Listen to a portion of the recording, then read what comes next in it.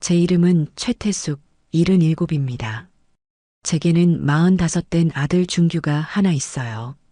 남편은 준규가 대학생일 때 먼저 세상을 떠났고, 저는 그 후로 아들 하나만 바라보며 악착같이 살았습니다. 준규가 결혼하고 손주 둘을 낳았을 때만 해도 제 인생은 그런대로 괜찮다고 생각했어요. 며느리 하주미의 성격을 알기 전까지는 말입니다. 그날은 유난히 하늘이 맑았어요. 아파트 단지에 매주 한 번 재활용 쓰레기를 버리는 날이었죠. 새벽 5시 반, 저는 어김없이 일어나 아침밥을 지었습니다. 아들 내외는 맞벌이라는 이유로 아이 둘을 모두 제게 맡겼고, 저는 자연스럽게 그들의 집에 들어와 살게 되었습니다. 말은 같이 사는 것이었지만 실상은 이름 없는 가사도우미나 다름없었지요. 국이 짜네요, 어머니. 아침 식탁에서 며느리 주미가 스마트폰에서 눈을 떼지도 않고 말했습니다. 저는 아무 대답도 하지 않았어요. 어제는 싱겁다고 하더니 오늘은 짜다고 하네요. 손주인 민건이가 제 눈치를 보며 국을 후루룩 들이켜는 모습에 그저 웃어 보일 뿐이었습니다. 아들 준규는 신문 기사를 보느라 아내의 타박을 들은 건지 만 건지 표정 변화조차 없었고요. 그게 우리 집의 흔한 아침 풍경이었습니다. 아이와 남편을 보낸 후 주미는 요가를 간다며 화려한 옷을 차려입고 집을 나섰습니다. 땡그랑. 현관문이 닫히는 소리와 함께 집안의 모든 일이 제 몫으로 남겨졌죠.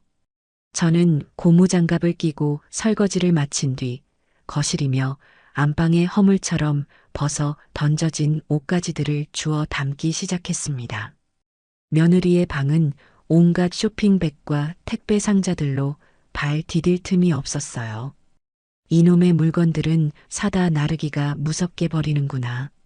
저는 한숨을 내쉬며 현관 앞에 쌓인 재활용 쓰레기 더미를 정리하기 시작했습니다. 플라스틱, 비닐, 종이 상자들. 그 틈에 어제 배달된 하얀색 비닐 택배 봉투도 끼어 있었습니다. 이미 내용물은 빼갔는지 봉투만 덩그러니 있더군요. 저는 별 생각 없이 그것을 비닐류에 담아 재활용 수거함으로 가져갔습니다. 그 사소한 행동이 내 남은 인생을 통째로 뒤흔들 줄은 꿈에도 몰랐지요. 오후 2시쯤이었을까요? 요가에서 돌아온 며느리가 대뜸 저를 찾았습니다. 어머니, 혹시 어제 온 택배 봉투 못 보셨어요? 하얀색 비닐 봉투요. 저는 빨래를 개다 말고 고개를 들었습니다. 택배 봉투? 아, 그거. 어제 재활용 버릴 때 같이 버렸지. 왜? 제 대답이 끝나기가 무섭게 며느리의 얼굴이 흉하게 일그러졌습니다. 낭낭하던 목소리가 순식간에 날카로운 쇳소리로 변하더군요. 뭐라고요? 그걸 버리셨다고요? 지금 제정신이세요? 저는 어이가 없어서 들고 있던 수건을 내려놓았습니다. 말버릇하고는 봉투 하나 버린 게 제정신이 아닐 일이야? 아내 원피스는 이미 꺼내서 방에 던져놨던데. 아니, 그게 왜? 원피스는 이미 다시 포장했다면서. 제가 되물었죠. 며느리는 화가 머리끝까지 났는지 씩씩거리며 소리를 질렀습니다. 어머니 진짜 뭘 모르시네. 요즘은 원래 왔던 그 봉투가 없으면 반품이 안 돼요. 반품 신청하려고 앱 켰더니 배송받은 포장재에 넣어서 보내라고 딱 쓰여 있잖아요. 봉투 하나 없다고 반품을 안 해준다는 게 도대체 말이 되니? 원피스가 중요하지 봉투 쪼가리가 뭐가 중요해. 어머니가 뭘 아세요? 아, 진짜 답답해. 38,000원짜리인데 그걸 그냥 버리시면 어떡해요? 38,000원이 애 이름이에요? 어머니가 물어줄 거예요? 저는 기가 막혔습니다. 고작 38,000원. 물론 적은 돈은 아니죠. 하지만 70 넘은 시어머니에게 물어줄 거냐고 악을 쓰는 며느리의 모습에 피가 거꾸로 솟는 기분이었습니다. 말버릇이 그게 뭐니?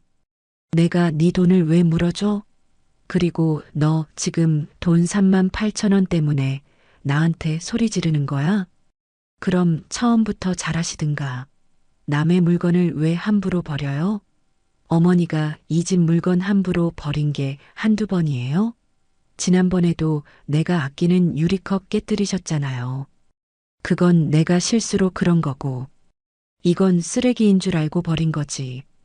그리고 너 그 원피스 마음에 든다고 어제 나한테 자랑하지 않았니? 근데 왜 반품을 해? 입어보니까 핏이 별로라고요. 내가 내 돈 주고 산 거 반품하겠다는데 어머니가 무슨 상관이세요? 아, 진짜 짜증나. 며느리는 발을 동동 구르며 제 방으로 쾅 소리 나게 들어가 버렸습니다. 저는 그 자리에 한참을 서 있었어요. 손이 부들부들 떨렸습니다. 지난 10년간 저 며느리의 성질을 받아주며 산 세월이 주마등처럼 스쳐 지나갔습니다. 아들 준규가 퇴근하고 돌아올 시간까지 집안의 공기는 얼음장처럼 차가웠습니다. 저녁 8시 준규가 피곤한 얼굴로 현관을 들어섰습니다. 주민은 기다렸다는 듯이 안방에서 뛰쳐나와 남편의 팔을 붙들고 울상을 지었습니다. 여보, 나 너무 속상해. 어머니가 내 반품 봉투 버려가지고 3만 8천 원 그냥 날리게 생겼어. 고객센터에 전화해 봤는데 원래 포장재 없으면 절대 환불 안 된대. 아들 준규는 깊은 한숨을 내쉬더군요. 그 한숨이 저를 향한 것인지, 아내를 향한 것인지, 아니면 이 상황 자체를 향한 것인지 알 수 없었습니다. 준규는 넥타이를 풀며 저를 바라보았습니다. 어머니 하셨어요. 주미가 저 원피스 반품하려고 어제부터 말했잖아요. 앞으로는 뭐 버리실 때 주미한테 꼭 물어보고 버리세요. 저는 제 귀를 의심했습니다. 내 아들 준규의 입에서 나온 말이 맞는지. 준규 너 지금 엄마한테 그게 할 소리니? 저게 3만 8천 원 때문에 나한테 저렇게 악을 쓰는 게 정상이냐고 물었다. 어머니도 좀 참으세요. 3만 8천 원이 작은 돈은 아니잖아요. 주미도 속상해서 그런 거니까 어머니가 이해 좀 하세요. 이해? 내가 뭘 더 이해해? 너희들 밥해줘, 빨래해줘, 애들 키워줘. 내가 이 집에서 돈 받고 일하는 식모야? 내가 남이냐고. 제 목소리가 격앙되자 안방에 있던 며느리가 다시 끼어들었습니다. 어머니, 말 좀 가려서 하세요. 제가 언제 어머니 보고 식모라 그랬어요? 그리고 어머닌 남보다 더 하세요. 남은 네 물건 함부로 안 버리거든요. 순간 머리를 한 대 세게 얻어맞은 듯 멍해졌습니다. 남보다 더하다. 며느리의 그 한마디가 제 가슴에 비수처럼 꽂혔습니다. 아들 준규는 둘 다 그만 좀 해. 라며 짜증 섞인 소리를 지르고는 욕실로 들어가 버렸죠. 저는 아무 말도 하지 않고 제 방으로 들어왔습니다. 방문을 닫았지만 안방에서 두 사람이 싸우는 소리는 벽을 뚫고 선명하게 들려왔어요. 나 저렇게 무식하고 답답한 분이랑은 하루도 못 살아. 당신 어머니 당장 내보내. 안 내보내면 내가 민건이 데리고 나갈 거야. 좀 조용히 해. 애 듣겠다. 애가 문제야 지금. 당신 오늘 결정해. 나야 아니면 당신 엄마야. 저는 차가운 방바닥에 주저앉았습니다. 밖은 칠흑처럼 어두웠고 제 마음도 그 어둠 속으로 한없이 가라앉고 있었습니다. 택배 봉투 하나. 고작 3만 8천 원. 그것이 내가 평생을 바친 아들의 집에서 쫓겨나는 이유가 되었습니다. 그날 밤 저는 한숨도 자지 못했습니다. 며느리 하주미가 악을 쓰던 소리, 당신 엄마야. 라며 내 아들을 다그치던 목소리가 귓가에 맴돌았어요. 방문 하나를 사이에 두고 저는 아들의 집에서 완벽한 이방인이 되어 있었습니다. 남보다 더하다는 며느리의 말이 맞았어요. 남이라면 적어도 저렇게까지 모질게 굴지는 않았을 테니까요. 다음 날 아침, 집안은 얼음장처럼 차가웠습니다. 며느리는 아예 아침밥도 먹지 않고 방에 틀어박혀 나오지 않았어요. 손주 녀석만 제 눈치를 살피며 밥을 꾸역꾸역 넘겼습니다. 아들 준규는 어제와 마찬가지로 신문에 코를 박고 있었지만 글자 하나 제대로 읽지 못하는 것이 역력했지요. 쿵! 며느리가 방문을 열고 나와서는 저를 보란 듯이 쳐다보지도 않고 현관으로 향했습니다. 민건이 빨리 안 나와. 학교 늦어. 아이를 데리고 현관문이 쾅 닫히는 소리가 나고서야 아들 준규가 무거운 한숨을 내쉬며 신문을 접었습니다. 저는 텅 빈 며느리의 밥그릇을 묵묵히 치웠어요. 그릇을 싱크대에 내려놓는 순간 등 뒤에서 아들의 목소리가 들려왔습니다. 어머니, 잠깐 방에 좀 들어가실까요? 제 방으로 들어오라는 말이었습니다. 무슨 말을 할지 이미 다 알고 있었습니다. 저는 말없이 고개를 끄덕이고 앞서 제 방으로 들어갔습니다. 10년을 살았지만 창문 하나 제대로 나지 않은 이 좁은 방. 햇볕 한 줄기 들어오지 않는 이 방이 꼭 지금의 제 신세 같다는 생각이 들었습니다. 아들은 차마 제 얼굴을 마주보지 못하고 문가에 어정쩡하게 서서 입을 열었습니다. 어머니, 어제는 저는 아들의 말을 잘랐습니다. 됐고, 하고 싶은 말이 뭔데? 주미가 원래 성격이 좀 그렇잖아요. 직선적이고 예민해서 어머니가 좀 이해하세요. 이해? 내가 10년을 이해했다. 근데 38,000원짜리 원피스 봉투 하나 버렸다고 이 늙은 어미한테 무식하다. 남보다 못하다고 악을 쓰는 걸 또 이해하라고. 어머니. 아들이 제 목소리가 크다는 듯 눈을 흘겼습니다. 주미가 아침에 집을 나갔어요. 민건이만 학교에 데려다주고 어디로 갔는지 연락도 안 돼요. 저러다가 진짜 이혼이라도 하자고 하면 저 민건이 없이 못 살아요. 어머니. 기가 막혔습니다. 아들은 지금 제 걱정을 하는 게 아니었어요. 며느리가 이혼하자고 할까봐, 그래서 아들 녀석을 못 보게 될까봐 전전긍긍하고 있었습니다. 그 꼴을 보자니 지난 세월 아들 하나만 보고 살아온 제 인생이 통째로 부정당하는 기분이었습니다. 그래서 나더러 어쩌라고. 그 잘난 며느님 앞에 가서 무릎이라도 꿇고 빌어줄까? 내가 잘못했다고? 아니, 그런 뜻이 아니고요. 아들이 답답하다는 듯 머리를 헝클었습니다.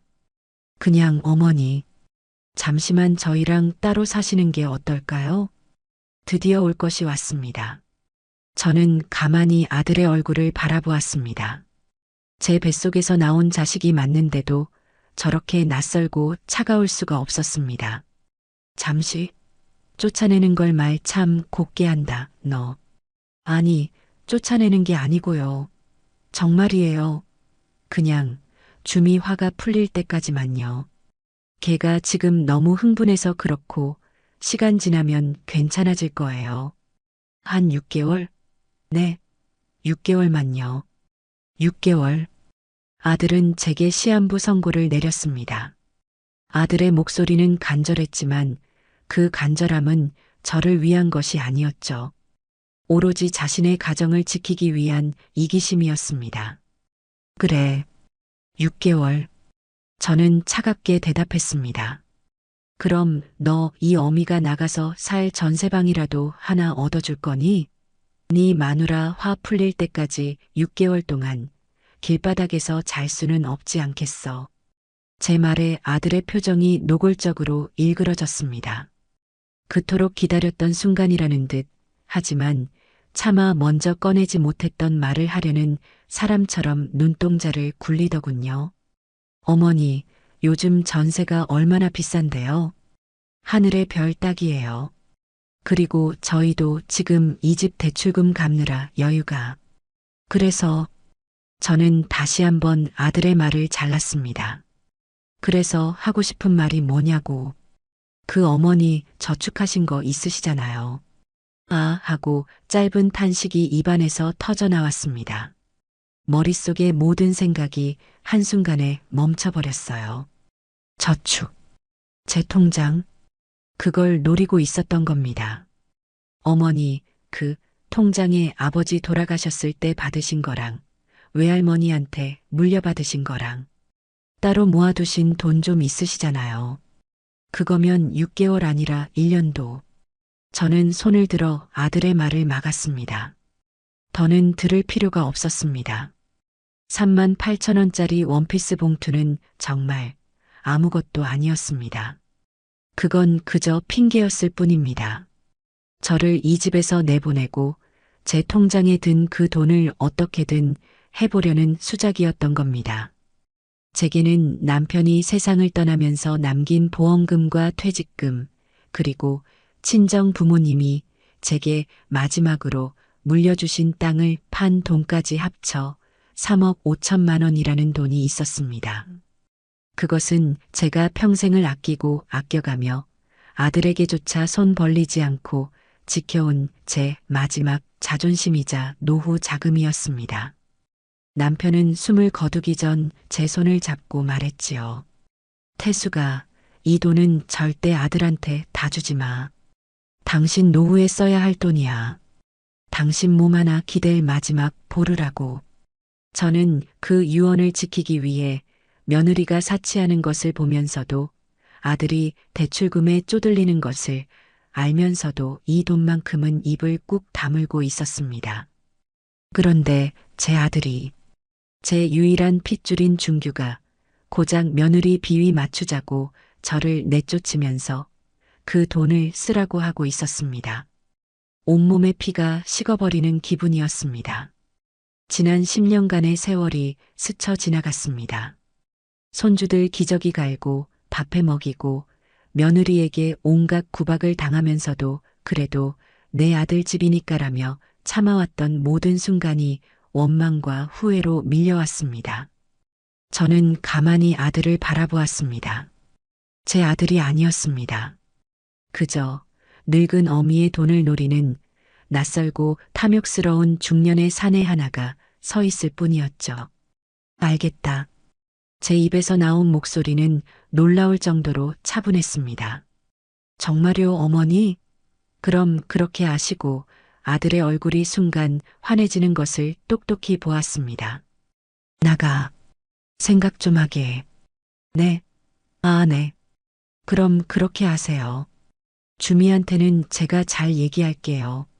아들은 안도의 한숨을 내쉬며 방을 나갔습니다. 덜컥 방문이 닫히고 저는 그 자리에 한참을 앉아 있었습니다. 그리고는 아주 천천히 일어나 방문을 잠갔습니다. 제 방에 잠금 장치가 있다는 것을 아마 아들 내외는 모르고 있었을 겁니다. 저는 장롱 맨 아래 칸 낡은 이불 보따리 속에 숨겨두었던 나무 상자를 꺼냈습니다. 그 안에는 제 남편의 빛바랜 사진 한 장과 통장 하나, 그리고 제 도장이 들어 있었습니다. 통장을 펼쳤습니다. 잔액 3억 5천. 그래, 나가마. 너희가 원하는 대로. 하지만 내 방식대로 나갈 것이다. 너희가 그토록 탐내던 이 돈, 너희 손에는 10원 한 장 쥐어주지 않을 것이다.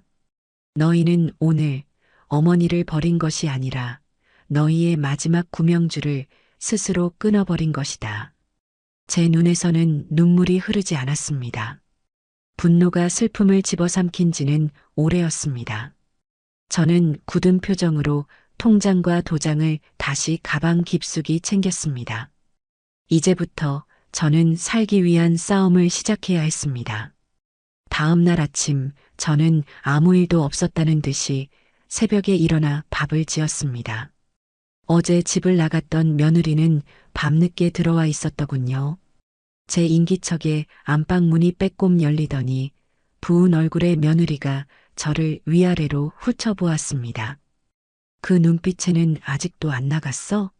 라는 경멸과 어쨌든 나갈 거니까라는 승리감이 뒤섞여 있었습니다. 어머니, 준규 씨한테 얘기 들으셨죠? 식탁에 앉지도 않고 냉장고 문을 연 채로 묻더군요. 일주일 안으로 방 좀 빼주세요. 저희도 다음 계획이 있어서요. 다음 계획이라는 말에 실소가 터져 나왔습니다.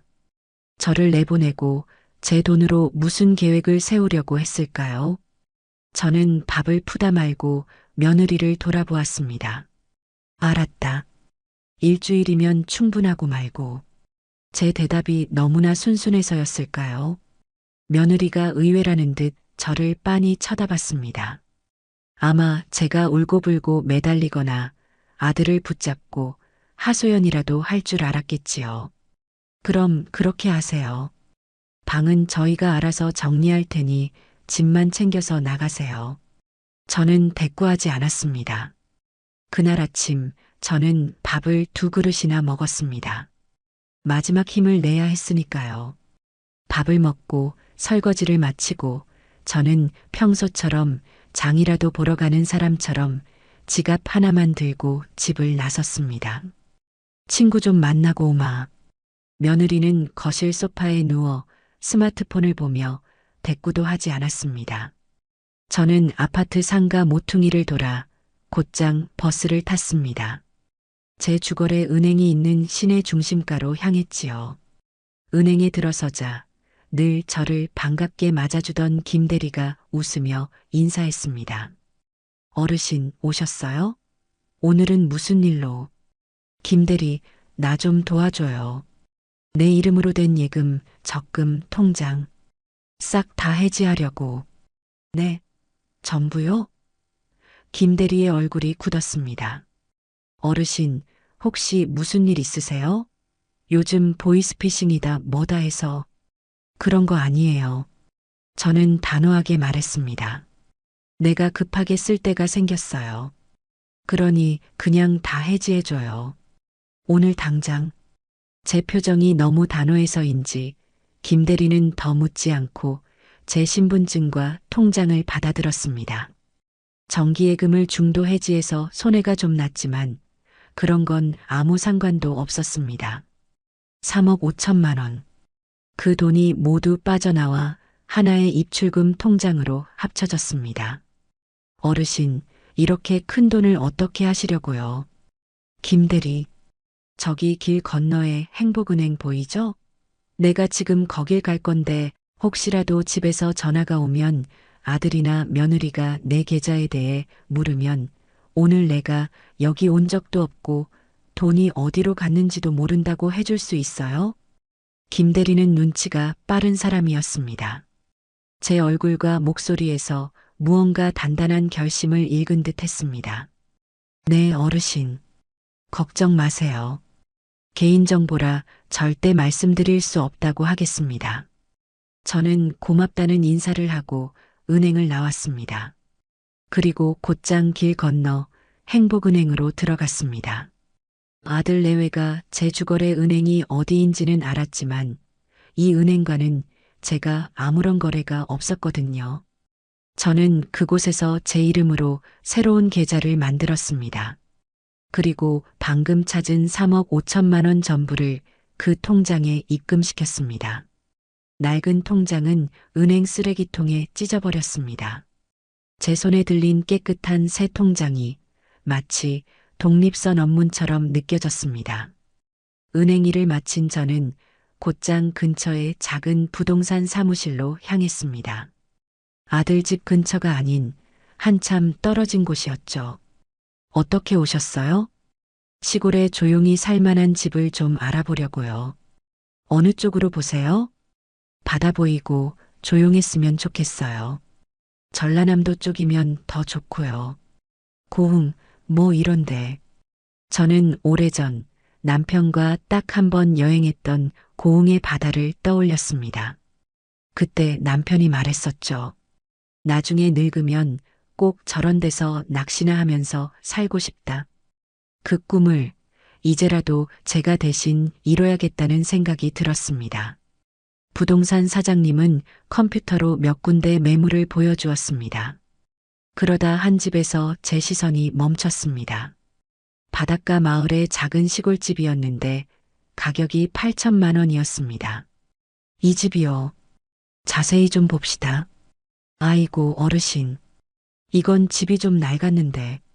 그래도 터가 좋고 마루에서 바다가 바로 보여요. 사장님은 제게 사진을 수십 장 보여주었고 집주인이 직접 찍었다는 동영상까지 꼼꼼하게 틀어주었습니다. 방 2개의 작은 거실 그리고 낡았지만 볕이 잘 드는 마루. 그 마루 끝에 바다가 걸려 있었습니다. 제 마음에 쏙 들었습니다. 이걸로 하죠. 네. 어르신, 직접 가보시지도 않고요? 가볼 시간 없어요. 나는 이 집이 마음에 드니 이걸로 계약금 보낼 테니 처리해줘요. 제 결단력에 사장님도 놀란 눈치였지만 이내 집주인과 통화를 연결해 주었습니다. 저는 새로 만든 행복은행 통장에서 계약금 800만 원을 바로 송금했습니다. 남은 잔금 7,200만 원은 일주일 뒤 이사 가는 날 치르기로 했죠. 모든 일을 마치고 집으로 돌아오는 버스 안에서 저는 창밖을 보며 가늘게 떨리는 제 손을 바라보았습니다. 77. 무언가를 새로 시작하기엔 너무 늦은 나이일지도 모릅니다. 하지만 무언가로부터 도망치기엔 지금이 아니면 안 되는 마지막 기회였습니다. 집에 도착하니 며느리는 여전히 소파에 누워 있었습니다. 저를 한심하다는 듯 힐끗 보더군요. 저는 아무 말 없이 제 방으로 들어왔습니다. 제 비밀은 완벽하게 지켜졌습니다. 그날 밤 저는 공중전화로 향했습니다. 제 유일한 친구, 영자에게 전화를 걸기 위해서였죠. 여보세요? 영자야, 나 태숙이다. 어쩐 일이야, 태숙이. 웬 공중전화야? 너 무슨 일 있어? 며느리가 또 속 썩였니? 친구의 목소리를 듣는 순간 애써 참아왔던 무언가가 울컥 치밀어 올랐습니다. 영자야, 나 이사 간다. 이사? 아들 집에서 나와? 어디로? 시골로. 저기 남쪽 고흥이라고. 고흥? 아니, 왜 갑자기 중규네랑 싸웠어? 아니야. 그런 거 아니야. 저는 차마 자식의 흉을 볼 수가 없었습니다. 그냥 나도 이제 받아보면서 조용히 살고 싶어서. 너무 지쳤다, 영자야. 태수가 너한테만 말하는 거야. 나 일주일 뒤에 떠나. 그러니까 나중에 내가 자리 잡으면 그때 너한테 편지할게. 그때 한번 놀러와. 알았지? 야, 너 지금. 저는 영자의 말이 채 끝나기도 전에 전화를 끊었습니다. 미안하다, 친구야. 하지만 지금은 이게 최선이다. 전화를 끊고 돌아서는데 차가운 밤바람이 제 뺨을 스쳤습니다. 저는 울지 않았습니다. 남은 일주일 동안 저는 짐을 싸기 시작했습니다. 아니, 짐이라고 할 것도 없었죠. 며느리의 눈을 피해 제 방에서 가장 낡은 캐리어 하나를 꺼냈습니다. 그 안에 제 속옷 몇 벌과 겉옷 2벌, 그리고 남편의 사진과 시계. 마지막으로 제 모든 것이 담긴 행복은행 통장과 도장을 넣었습니다. 그게 전부였습니다. 10년을 살면서 늘어난 살림살이들, 며느리가 쓰다 버린 낡은 가전제품들, 손주들의 손때가 묻은 장난감들. 그 모든 것을 저는 그 집에 버리고 가기로 했습니다. 그 집에서의 제 10년 세월처럼 말입니다. 일주일째 되는 날 새벽 4시 50분. 저는 맞춰둔 알람이 울리기도 전에 눈을 떴습니다. 사실 지난 일주일간 잠이라고 부를 만한 잠을 자본 적이 없었습니다. 옅은 선잠 속에서 수십 번도 더 깼지요. 그날은 마지막 날이었습니다. 저는 조용히 일어나 찬물로 세수를 했습니다. 거울 속에는 낯선 늙은 여자가 저를 바라보고 있었습니다. 퉁퉁 부은 눈, 바싹 마른 입술. 하지만 그 눈동자만큼은 이상할 정도로 차갑게 빛나고 있었습니다. 새벽 5시. 저는 제 방에서 낡은 외투를 걸쳐 입었습니다. 그리고 미리 싸두었던 작은 캐리어의 손잡이를 붙잡았습니다. 마지막으로 방을 한 바퀴 둘러보았습니다. 제가 쓰던 낡은 화장대, 손주 녀석이 어릴 때 붙여놓은 스티커, 벽지에 희미한 얼룩. 이곳에서 버틴 10년의 세월이 이 작은 방에 압축되어 있었습니다. 아주 잠깐, 정말 아주 잠깐, 제가 업어 키운 민건이의 얼굴이 떠올라 가슴이 시큰했습니다. 하지만 곧이어 제 뺨을 노려보던 며느리의 눈빛과 제 통장을 거론하던 아들의 비겁한 얼굴이 그 기억을 덮어버렸습니다. 저는 조용히 방을 나왔습니다. 거실에서는 아들 준규의 코 고는 소리가 규칙적으로 들려왔습니다. 저는 부엌으로 향했습니다. 식탁 위에는 어젯밤 제가 닦아놓은 컵들이 나란히 엎어져 있었죠. 저는 식탁 한가운데에 놓인 작은 메모지함에서 종이 한 장을 뜯었습니다. 그리고 제 가방에서 볼펜을 꺼내 제 인생의 마지막 편지를 썼습니다. 나갔으니 잘 살아라. 연락하지 마라. 더 쓸 말도 없었습니다. 엄마라는 단어를 쓰는 것조차 사치처럼 느껴졌습니다. 저는 그 메모지를 컵 하나로 눌러놓았습니다. 현관으로 향했습니다. 신발장에는 며느리의 화려한 구두들과 아들의 다른 구두, 그리고 제 낡은 운동화 한 켤레가 있었습니다. 저는 낡은 운동화를 구겨 신었습니다. 그리고 현관문의 디지털 도어락을 열었습니다. 번호키를 누르세요. 익숙한 기계음이 들리고 저는 조용히 비밀번호를 눌렀습니다.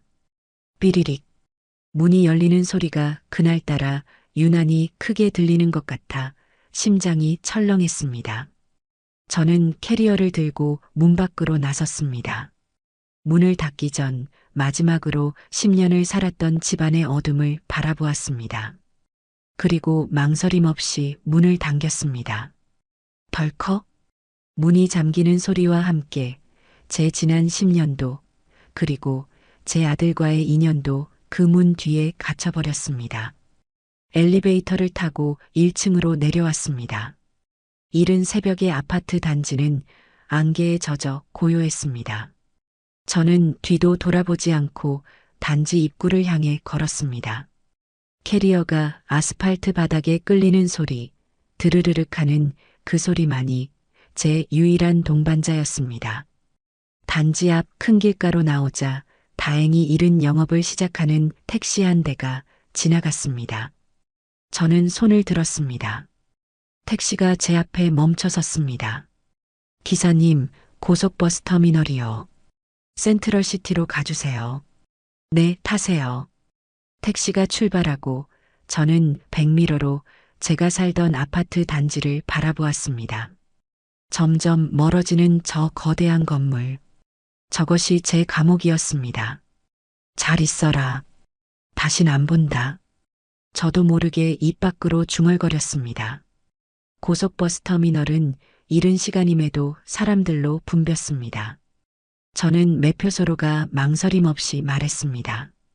고흥 가는 거 지금 제일 빠른 걸로 한 장 주세요. 6시 10분 차 있습니다. 편도세요? 네. 편도요. 고흥행 버스에 올라 창가 자리에 앉았습니다. 결혼하고 50년. 남편과 여행 한번 제대로 못 가봤습니다. 아들 뒷바라지하느라 손주들 키우느라 평생을 앞만 보고 달렸습니다. 50년 만에 처음으로 혼자 떠나는 길이었습니다. 이것은 여행이 아니었습니다. 도망이었고 동시에 이사였습니다. 버스가 서울을 벗어나기 시작했습니다. 제 가방 안에는 제 전 재산이 담긴 통장과 도장, 그리고 옷 몇 벌이 전부였습니다. 창밖으로 익숙했던 서울의 풍경이 빠르게 지나갔습니다. 한강 다리를 건너고 빼곡했던 빌딩 숲이 사라지고 농과 밭이 보이기 시작했습니다. 저는 문득 두려워졌습니다. 77. 연고도 없는 낯선 곳에서 이 늙은 몸으로 혼자 살아갈 수 있을까요? 내가 너무 무모한 짓을 한 것은 아닐까요? 혹시라도 몸이 아프기라도 하면 누가 나를 돌봐줄까요? 하지만 그 두려움은 오래가지 않았습니다. 두려움이 고개를 들 때마다 저는 며느리가 제게 악을 쓰던 목소리를 떠올렸습니다. 저를 내쫓기 위해 제 돈을 운운하던 아들의 비굴한 눈빛을 떠올렸습니다. 그 기억들은 그 어떤 두려움보다 더 지독한 독이 되어 제 마음을 단단하게 만들었습니다. 할 수 있다. 아니, 해야만 한다. 저런 것들에게 내 남은 인생을 저당 잡힐 수는 없다. 5시간에 걸친 긴 여행이었습니다. 버스가 고흥 터미널이라는 팻말 아래 멈춰 섰을 때 시계는 오후 2시를 가리키고 있었습니다. 서울과는 공기부터 달랐습니다. 짭조름하면서도 비릿한 바다 내음이 훅 끼쳐왔습니다. 햇살도 서울보다 한 뼘은 더 따가운 것 같았죠. 터미널 앞에는 계약했던 부동산 사장님이 미리 나와 저를 기다리고 있었습니다. 아이고, 최태숙 어르신. 멀리 오시느라 고생 많으셨습니다. 아닙니다. 사장님이 더 고생이시죠. 자, 차 타세요. 집으로 바로 가시죠. 잔금 치르실 서류랑 다 챙겨왔습니다. 사장님의 작은 트럭을 타고 저는 읍내를 벗어나 바닷가 마을로 향했습니다. 차창 밖으로 난생 처음 보는 풍경들이 스쳐 지나갔습니다. 낮은 집들, 밭일을 하는 사람들, 그리고 저 멀리 반짝이는 바다. 15분쯤 달렸을까요? 차가 작은 마을 입구에 멈춰 섰습니다. 여기입니다. 저 집이에요. 사장님이 가리킨 곳에는 사진에서 본 것과 똑같은 작은 시골집이 서 있었습니다. 잡초가 무성하게 자란 작은 마당, 세월의 흔적이 빤히 보이는 낡은 대문. 저는 천천히 그 집을 향해 걸어갔습니다. 사장님이 삐걱거리는 대문을 열어주었습니다. 들어가 보시죠. 낡아도 속은 튼튼합니다. 전 주인이 수리를 한 번 했거든요. 저는 캐리어를 마당에 내려놓고 천천히 집 안으로 발을 들였습니다. 먼지와 햇빛이 뒤섞인 냄새. 방 2개, 작은 부엌, 그리고 거실 대신 넓은 마루가 있었습니다. 저는 홀린 듯 그 마루로 걸어 나갔습니다. 그리고 그 순간 제 눈앞에 바다가 펼쳐졌습니다. 마당 끝, 낮은 담장 너머로 남쪽의 푸른 바다가 거울처럼 반짝이고 있었습니다. 가리는 것 하나 없는 온전한 바다였습니다. 어디선가 불어온 바닷바람이 낡은 집의 마루를 시원하게 쓸고 지나갔습니다. 저는 그 자리에 서서 한참 동안 바다만 바라보았습니다. 지난 10년간, 아니, 제 평생에 단 한 번도 느껴보지 못한 해방감이 밀려왔습니다. 저는 천천히 숨을 들이마셨습니다. 10년 묵은 체증이 한꺼번에 내려가는 기분이었습니다. 저는 뒤를 돌아 사장님을 보며 제 인생 처음으로 환하게 웃었습니다. 여기가 이제 제 집이군요. 그날 저는 사장님에게 잔금 7,200만 원을 모두 송금했습니다. 제 행복은행 통장에는 이제 2억 7천만 원이 남았습니다. 사장님이 돌아가고 저는 텅 빈 집, 텅 빈 마루에 홀로 앉았습니다. 캐리어 하나가 제 전 재산의 전부였습니다. 저는 울지 않았습니다.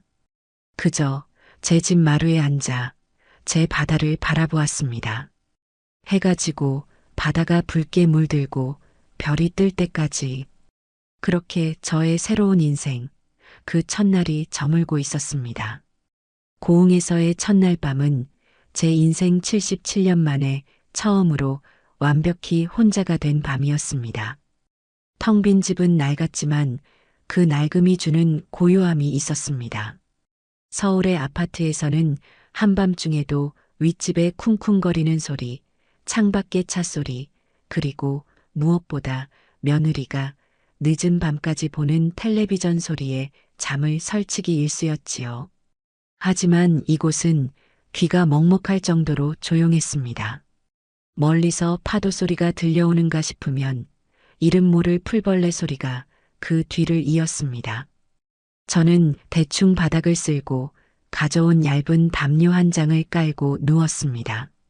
등이 베겼지만 그 불편함조차 자유롭게 느껴졌어요. 천장을 바라보았습니다. 10년 동안 저는 제 방 천장을 바라보며 얼마나 많은 밤을 눈물로 지새웠는지 모릅니다.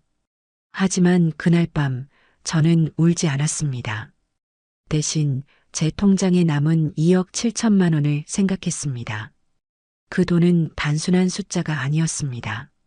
제 남은 인생을 지켜줄 갑옷이자 제 스스로의 존엄을 되찾을 무기였습니다.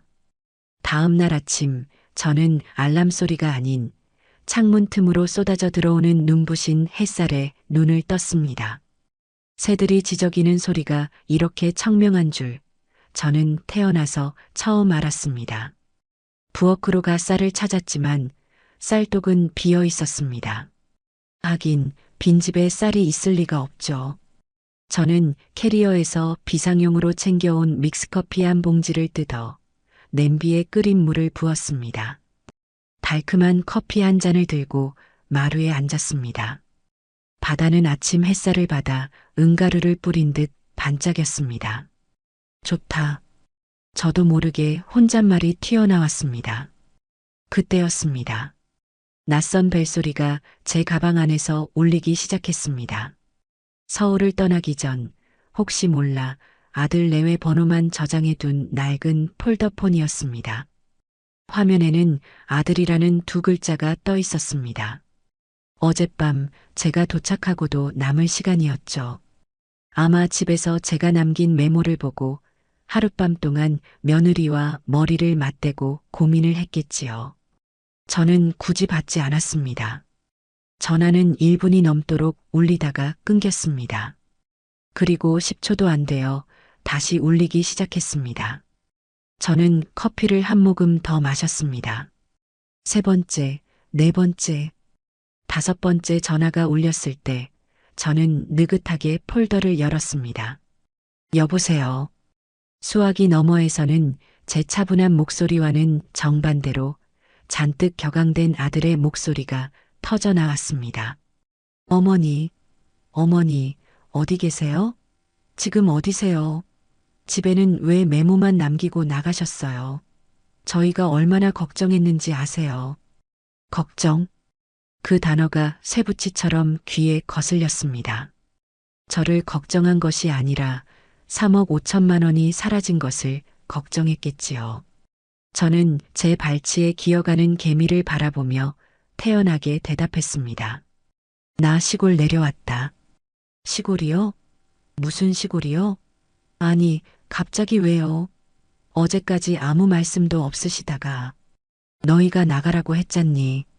그래서 나왔다. 아니, 그건 그런 뜻이 아니라 주미가 화가 나서 그런 말을 한 거지. 진짜로 나가시란 뜻이었겠어요? 어머니도 참. 아들의 목소리에는 저를 원망하는 기색이 역력했습니다. 참으로 뻔뻔한 놈이었습니다. 그 순간 수화기 너머로 며느리의 앙칼진 목소리가 끼어들었습니다. 여보, 이리 줘봐. 답답해 죽겠네. 덜컥 전화기를 빼앗는 소리가 들렸습니다. 어머니, 지금 저희 엿먹이시는 거예요? 엿먹인다. 며느리의 첫마디는 역시나 저를 실망시키지 않았습니다. 고작 3만 8천 원 때문에 그렇게 삐치실 일이에요? 그래서 가출을 하셨어요? 지금 저희가 어머니 찾느라 얼마나. 할 말 다 했니? 저는 며느리의 말을 잘랐습니다. 제 목소리는 저 스스로도 놀랄 만큼 차가웠습니다. 뭐라고요? 아니, 어머니. 지금 장난하시는. 저는 더 들을 필요도 없다는 듯 통화 종료 버튼을 눌렀습니다. 뚝. 며느리의 쇳소리가 끊기고 다시 풀벌레 소리가 들려왔습니다.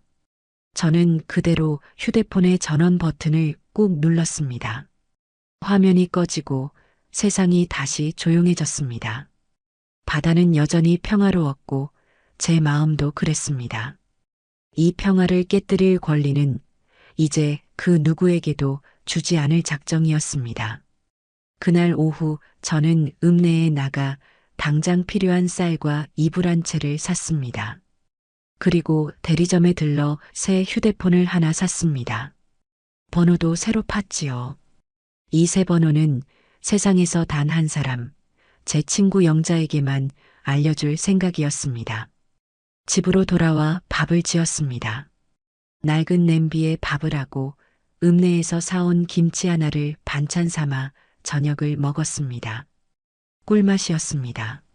10년 동안 며느리 눈칫밥을 먹으며 소화불량에 시달렸는데 김치 하나에 밥 한 그릇을 뚝딱 비웠습니다. 다음 날이었습니다. 저는 혹시나 하는 마음에 어제 꺼두었던 낡은 폴더폰을 다시 켰습니다. 아니나 다를까 부재중 전화가 30통도 넘게 와 있었습니다. 모두 아들 녀석의 번호였습니다. 전화를 켜자마자 기다렸다는 듯이 다시 벨이 울렸습니다. 저는 그만두려다 마지막으로 한 가지 확인해야 할 것이 있어 전화를 받았습니다. 왜? 어머니, 왜 전화를 꺼놓으세요? 사람 걱정되게. 걱정? 내가 위험할까봐? 아니면 내 돈이 위험할까봐? 네. 무슨 말씀이세요? 아들의 목소리가 순간 당황하는 것이 느껴졌습니다. 어머니, 제발이요. 주미가 어제 그런 건 걔가 다 잘못했어요. 제가 대신 사과할게요.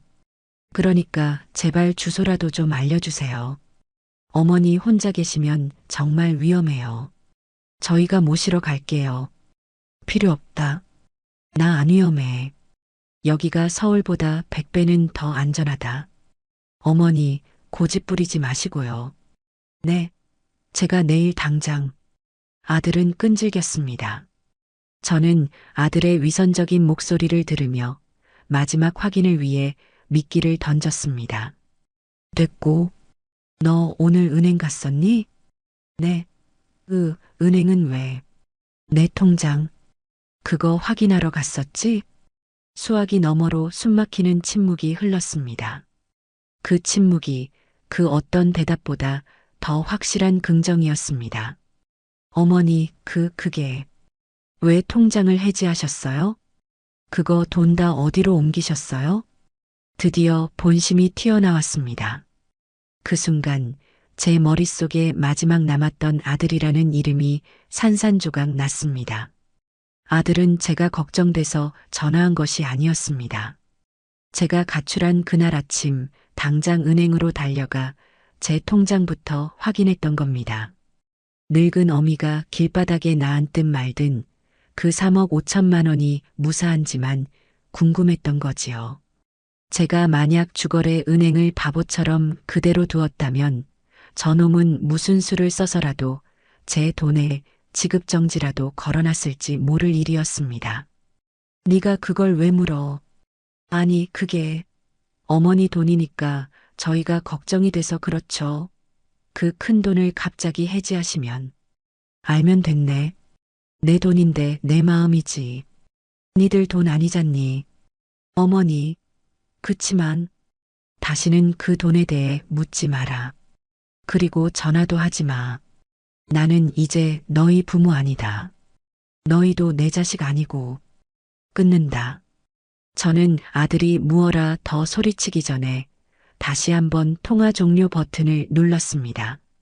그리고 그 낡은 폴더폰의 배터리를 분리해 마당 구석 쓰레기 더미에 던져버렸습니다. 이제 정말 끝이었습니다. 제 인생의 이 막은 그렇게 잡초와의 전쟁으로 시작되었습니다. 새 번호는 친구 영자에게만 알려주고 저는 완벽히 세상과 단절된 삶을 시작했습니다. 집은 엉망이었습니다. 마당은 사람 키만 한 잡초들로 정글을 이루고 있었고 낡은 담벼락은 무너져 내리기 직전이었습니다. 이걸 다 어느 세월에 치운다. 저는 읍내 철물점에서 호미 한 자루와 낫을 사와 매일같이 잡초를 뽑기 시작했습니다. 서울에서 10년간 갇혀 살며 약해질 대로 약해진 몸이었습니다. 1시간도 안 되어 허리가 끊어질 듯 아파왔고 숨이 턱까지 차올랐습니다. 땡볕 아래서 땀을 비오듯 흘리며 저는 문득 내가 여기서 뭘 하고 있나 하는 처량한 생각에 주저앉고 말았습니다. 그때였습니다. 옆집 담장 너머로 웬 할머니 한 분이 저를 빤히 쳐다보고 있었습니다. 서울서 왔다더니 웬 할매가 밭을 다 엎어쌌네. 목소리가 꽤나 걸걸했습니다. 얼굴은 자글자글한 주름으로 가득했지만 눈빛만큼은 저보다 더 형형했습니다. 안녕하세요. 어제 새로 이사 왔어요. 최태숙입니다. 일은 해봤간데 폼이 영 어설퍼. 그러다 허리 나가. 할머니는 혀를 차더니 당신 집에서 쓰던 작은 호미를 들고 담장을 넘어왔습니다. 이리 줘봐. 잡초는 뿌리째 뽑아야지. 설렁설렁 입만 떼면 내일 또 나.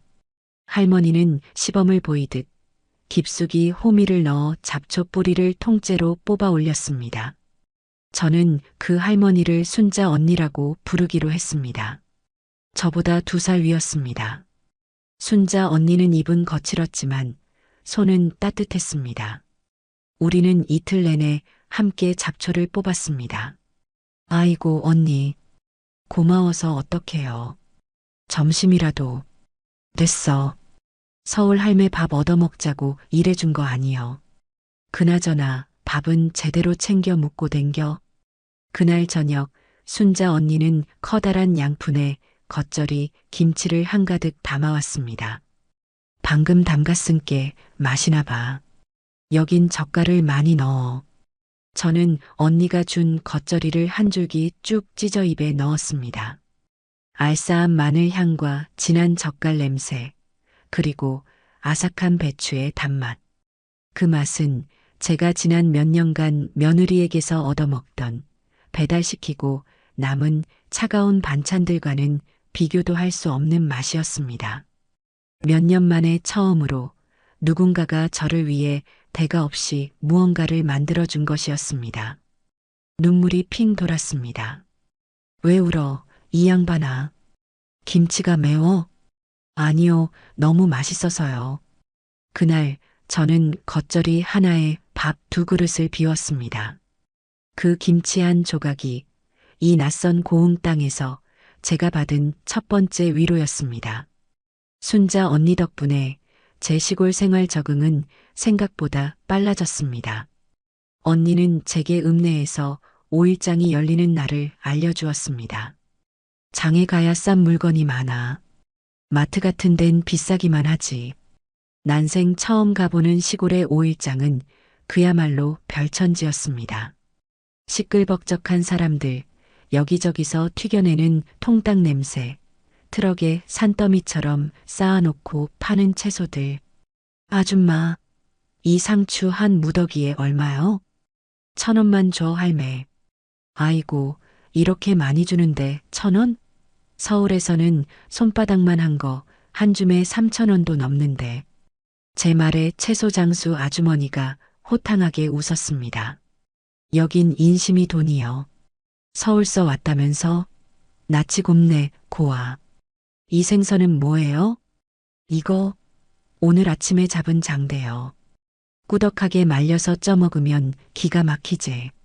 서울 할매, 인물 좋으니까 한 마리 덤이요. 저는 그날 10,000원 한 장으로 상추와 열무, 생선 2마리, 그리고 두부 한 모까지 샀습니다. 장바구니가 묵직해졌지만 마음은 날아갈 듯 가벼웠습니다. 사람들은 저를 새로 이사온 서울 할매라고 불렀습니다. 누구의 엄마도 누구의 시어머니도 아닌 서울 할매. 저는 그 이름이 참 마음에 들었습니다. 서울에선 며느리 눈치 보며 38,000원짜리 봉투를 걱정했는데 이곳에선 10,000원 한 장에 일주일치 행복을 샀습니다. 며칠 뒤 순자 언니는 제 손을 이끌고 마을 경로당으로 향했습니다.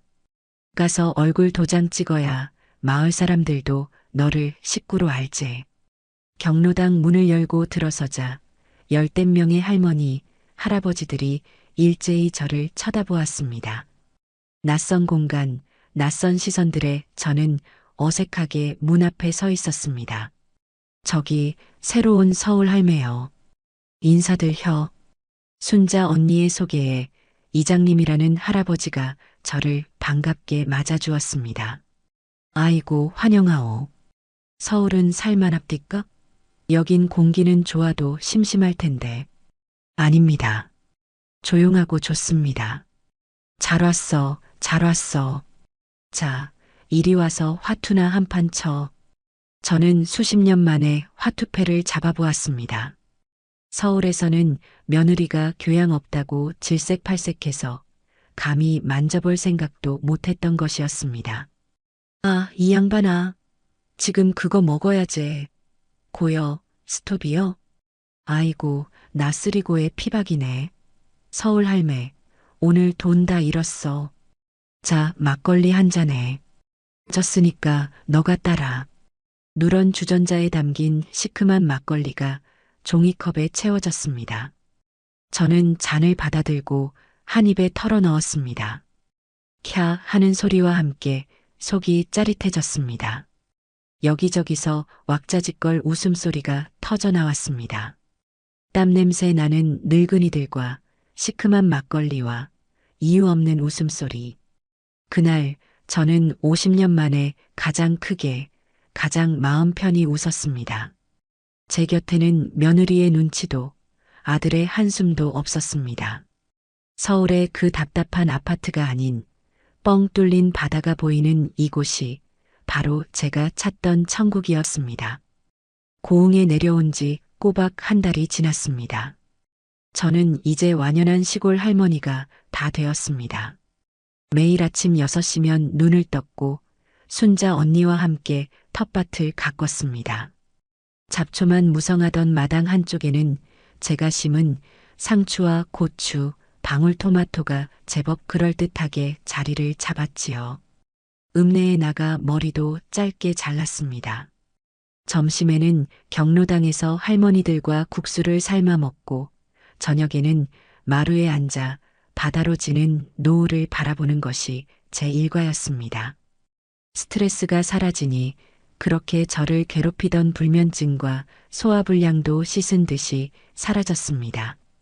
오히려 살이 조금 올라 얼굴에 혈색이 돈다는 말도 들었지요. 그날은 유난히 볕이 좋은 오후였습니다. 점심을 먹고 마루에 누워 선잠이 들었을 때였어요. 계쇼? 서울 할매, 집에 계쇼? 순자 언니의 목소리가 아니었습니다. 낯선 남자의 목소리였습니다. 저는 잠이 덜 깬 눈을 비비며 마당으로 나갔습니다. 누구세요? 삐걱거리는 대문 틈으로 웬 낯선 사내가 보였습니다. 희끗희끗한 머리에 저와 비슷한 또래로 보이는 남자였습니다. 혹시 최태숙 어르신 댁이 맞습니까?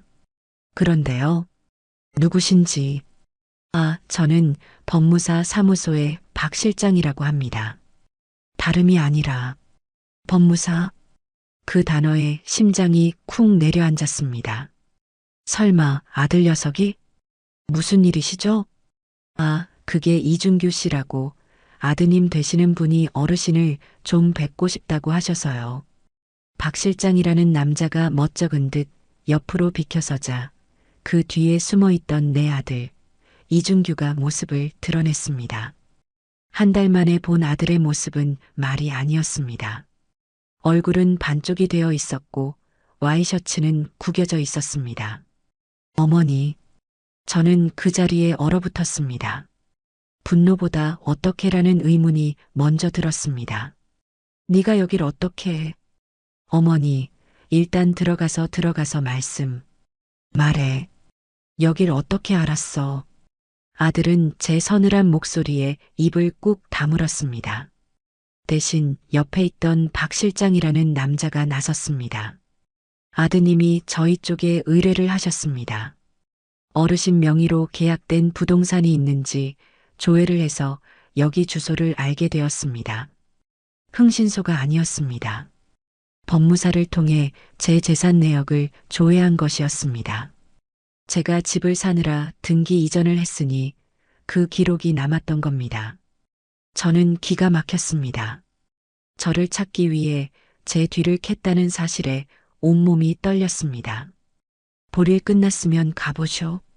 당신 같은 사람이랑 할 얘기 없으니까. 저는 법무사라는 남자를 쏘아붙였습니다. 그리고 아들을 보며 말했죠. 너도 가. 저는 그대로 대문을 닫으려 했습니다. 하지만 준규가 다급하게 대문 틈으로 발을 밀어 넣었습니다. 어머니, 제발요. 5분만, 딱 5분만 얘기 좀 하세요. 네. 저 정말 어머니 보고 싶어서 왔어요. 보고 싶어서 그 뻔한 거짓말에 헛웃음이 났습니다. 그 순간 옆집 담장에서 순자 언니가 고개를 불쑥 내밀었습니다. 서울 할매, 뭔 일이요? 웬 놈들이요? 저것들은? 괜찮아요, 언니. 내 아들이에요. 잠깐이면 돼요. 저는 한숨을 내쉬며 대문을 열었습니다. 하지만 집 안으로는 들이지 않았습니다. 5분이다. 할 말 있으면 그 마당에서 해. 아들은 구겨진 양복 차림으로 제가 가꾼 잡초투성이 마당에 어색하게 서 있었습니다. 아들은 낡고 초라한 제 집을 위아래로 훑어보더니 측은하다는 듯한 표정을 지었습니다. 어머니, 어떻게 이런 데서 집이 너무 낡았잖아요. 여긴 난방은 제대로 돼요? 좋다. 내 집이다. 햇볕 잘 들고 바다도 보이고 할 말 없으면 5분 다 돼간다. 어머니, 집으로 돌아가시죠. 아들이 다급하게 본론을 꺼냈습니다. 주미도 많이 반성하고 있어요. 어머니 없으니까 집안이 엉망이에요. 걔가 다 잘못했다고 어머니 모시고 오래요. 됐고, 저는 아들의 말을 끊었습니다. 진짜 용건을 말해. 여기까지 법무사까지 사서 내려온 이유가 있을 거 아니야. 그 비용이 38,000원보다는 비쌌을 텐데. 제가시 돋친 말에 아들의 얼굴에서 거짓 걱정의 가면이 벗겨졌습니다. 한 달간 저를 찾지 못해 애가 탔던지 본색이 금방 드러났습니다. 어머니, 그 돈 그 통장에 남은 돈 있으시죠? 집 사고 남은 돈이요. 한 2억 7천 맞죠? 그래서 어머니 연세도 있으시고 여긴 아는 사람도 없잖아요. 솔직히 사기당하기 딱 좋아요. 이런 시골이. 어제도 뉴스 보니까. 그래서 그 돈 나한테 달라고? 아니요. 달라는 게 아니라 아들이 손사래를 쳤습니다. 그러니까 어머니, 그 통장에 있던 돈 저희가 관리해 드릴게요. 서울에서 안전하게요. 관리. 제 귀를 의심했습니다. 제 남은 목숨줄과도 같은 그 돈을 저놈이, 저를 내쫓은 저놈이 관리해 주겠다고. 어머니 생각해 보세요. 여기 혼자 계시다가 덜컥 쓰러지기라도 하시면 어떡해요. 그 돈 저희가 잘 보관하고 있다가 어머니 필요하실 때마다 저는 저도 모르게 웃음을 터뜨렸습니다. 처음에는 작은 실수였지만 나중에는 온 마당이 떠나가라 웃었습니다. 하하, 관리, 네가 네 마누라랑 같이? 어머니, 왜 웃으세요? 제가 아들이잖아요. 아들이 어머니 돈 관리해 드리는 게 뭐가 잘못됐어요? 저는 웃음을 뚝 그쳤습니다.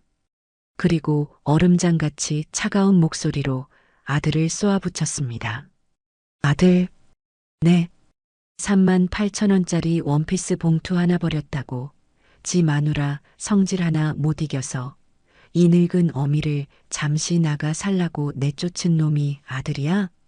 내 통장에 얼마 들었는지 확인하려고 내 뒤를 캐고 법무사까지 사서 여기까지 찾아온 놈이 아들이냐고. 어머니, 그건 너 그날 아침에 은행 갔었지. 내가 나가겠다고 하자마자 내 통장부터 확인하러 갔었지. 내 돈으로 6개월 살 빵 구하라고 할 때부터 알아봤다. 이놈아. 아들의 얼굴이 하얗게 질렸습니다. 모든 것을 꿰뚫어 보고 있다는 제 말에 더 이상 변명할 거리도 찾지 못한 듯 했습니다. 염치가 있니 없니? 니들 눈에는 내가 이 바닷가에서 사기나 당할 노망난 늙은이로 보여? 천만에.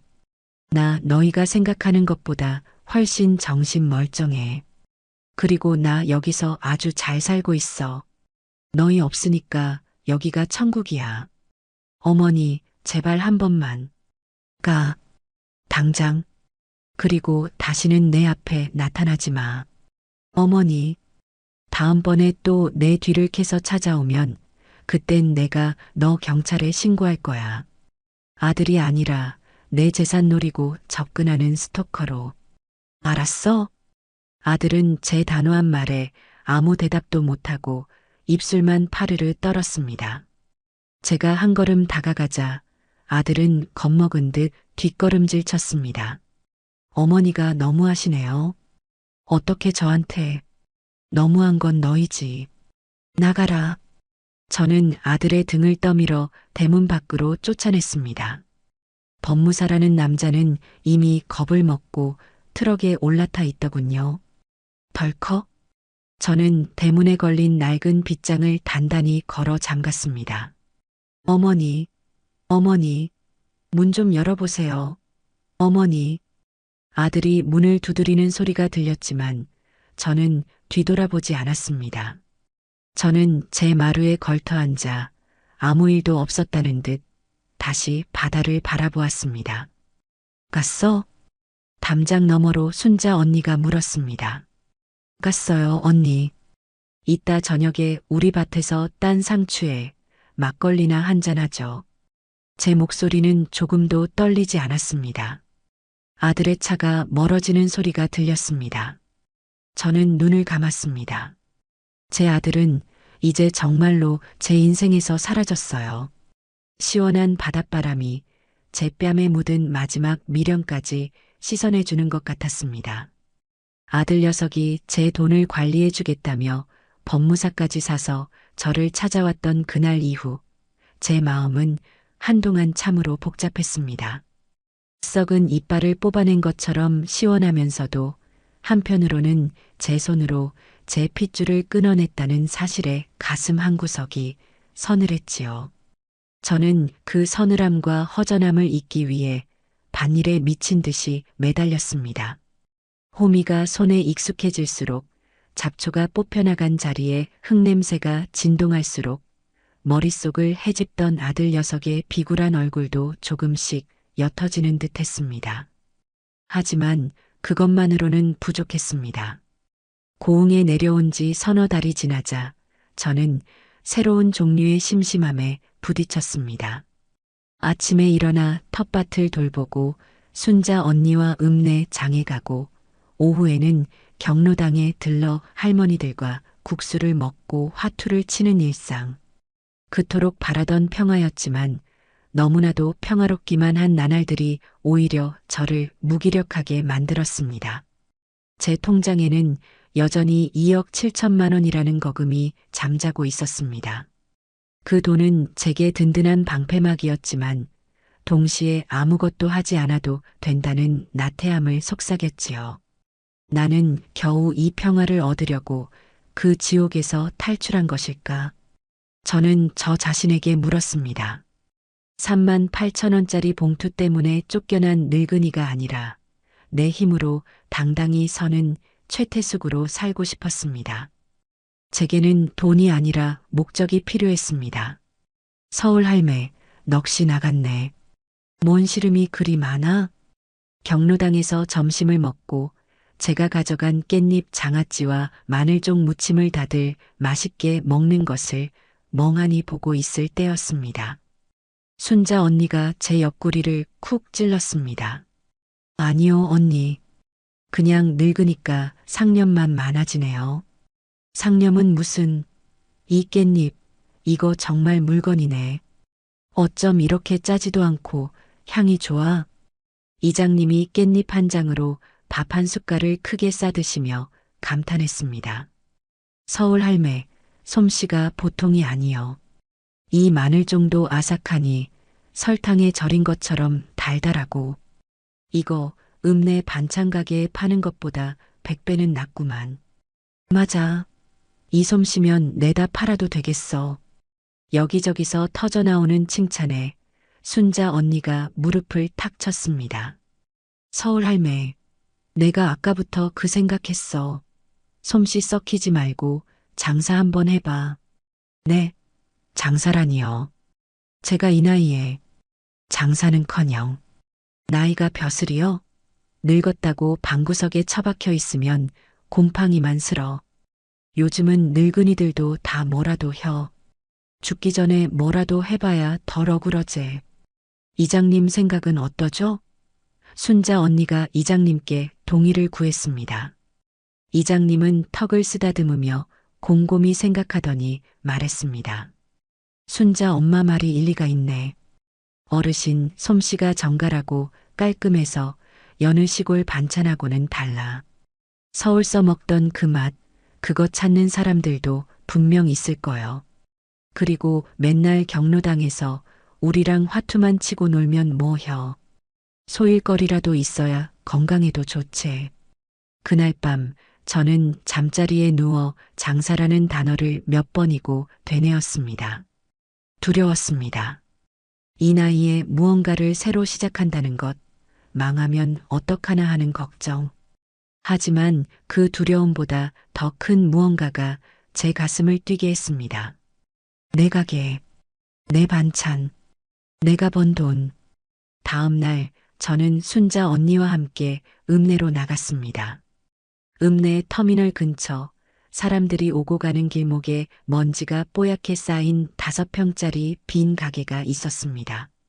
한 달 월세가 15만 원. 여기 괜찮겠어요, 언니? 괜찮고 말고.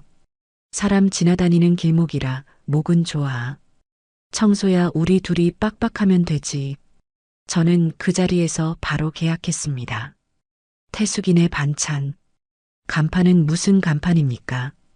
제가 젊었을 때 붓글씨를 조금 배운 터라 하얀 종이에 매직으로 큼지막하게 태숙이네 반찬이라고 써서 붙였습니다. 가게는 엉망이었습니다. 며칠 동안 순자 언니와 둘이서 묵은 때를 벗겨내고 낡은 벽에 하얗게 페인트 칠을 했습니다. 읍내 중고시장을 뒤져 작은 냉장고 하나와 2구짜리 가스레인지를 들여놓았습니다. 새 그릇과 반찬통을 사서 깨끗이 닦아 선반에 올렸습니다. 모든 것을 제 손으로, 제 돈으로 해결했습니다. 가게를 꾸미는 데 든 돈은 총 300만 원 정도. 제 통장에서 돈이 빠져나갔지만 전혀 아깝지 않았습니다. 오히려 제 땀과 노력이 배어있는 그 작은 공간이 서울의 그 어떤 비싼 아파트보다 더 소중하게 느껴졌습니다. 저는 제 가게의 원칙을 정했습니다. 첫째, 딱 5가지만 만든다. 욕심 부리지 않는다. 둘째, 그날 만든 것은 그날 다 판다. 절대 재고를 남기지 않는다. 셋째, 조미료는 절대 쓰지 않는다. 내 어머니가 해주시던 방식 그대로 재료 본연의 맛을 살린다. 제 주특기인 깻잎 장아찌, 매콤한 멸치볶음, 아삭한 오이소박이, 그리고 그날그날 읍내 장에서 가장 신선한 나물을 무친 것. 마지막으로 매일 다르게 끓이는 오늘의 국. 그게 전부였습니다. 가게 문을 여는 첫날, 저는 새벽 4시부터 일어나 재료를 다듬었습니다. 멸치를 볶고 나물을 무치고 시래기국을 끓였습니다. 오전 9시 작은 가게 문을 열었지만 1시간이 지나도록 손님은 한 명도 오지 않았습니다. 괜히 시작했나? 이 나이에 무슨 부귀영화를 누리겠다고.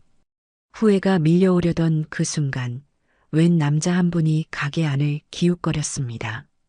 읍내 버스 기사였습니다. 여기가 새로 생긴 반찬 가게요? 할머니 혼자 하슈? 네. 어서 오세요. 오늘 막 문 열었어요. 어디 반찬 뭐 있나? 맨날 식당 밥 지겨워서. 버스 기사는 깻잎 장아찌 냄새를 맡아보더니 멸치볶음을 조금 집어 맛을 봤습니다. 이거 우리 엄마가 해준 맛이랑 비슷하네. 안 짜고. 깻잎 한 팩, 멸치 한 팩 줘봐요. 국도 하나 주고. 네, 감사합니다. 저는 떨리는 손으로 반찬을 포장했습니다. 총 7,000원. 버스 기사가 제 손에 쥐어준 1,000원짜리 7장. 제 노동으로 제 솜씨로 번 제 인생의 첫 사업 소득이었습니다. 저는 그 7,000원을 받고 가게 뒤로 들어가 한참을 울었습니다. 소문은 무섭게 퍼져나갔습니다. 터미널 앞에 새로 생긴 반찬 가게, 서울 할머니가 하는데 조미료 맛이 하나도 안 나고 정갈하다. 국이 진짜 시원해. 집에서 끓인 맛이야. 처음에는 순자 언니와 경로당 식구들이 서울 할매, 깻잎 떨어졌어. 라며 팔아주러 오더니 그 다음에는 읍내 사람들이 오늘은 국 뭐예요? 라며 들르기 시작했습니다. 나중에는 읍내에서도 차를 타고 20분이나 와야 하는 면 단위의 젊은 세댁들까지 찾아왔습니다. 할머니, 저희 애가 아토피가 있어서 조미료 안 쓴 반찬 찾고 있었거든요. 인터넷 맘카페에 누가 할머니네 가게 글 올린 거 보고 왔어요. 아이고, 별것도 아닌데. 고생했네, 젊은이. 이건 방금 볶은 감자채인데 애기 먹여봐. 안 짜. 저는 반찬만 팔지 않았습니다. 자식 흉을 보는 세댁의 등을 두드려 주었고 남편과 싸우고 온 아주머니의 하소연을 들어주었습니다.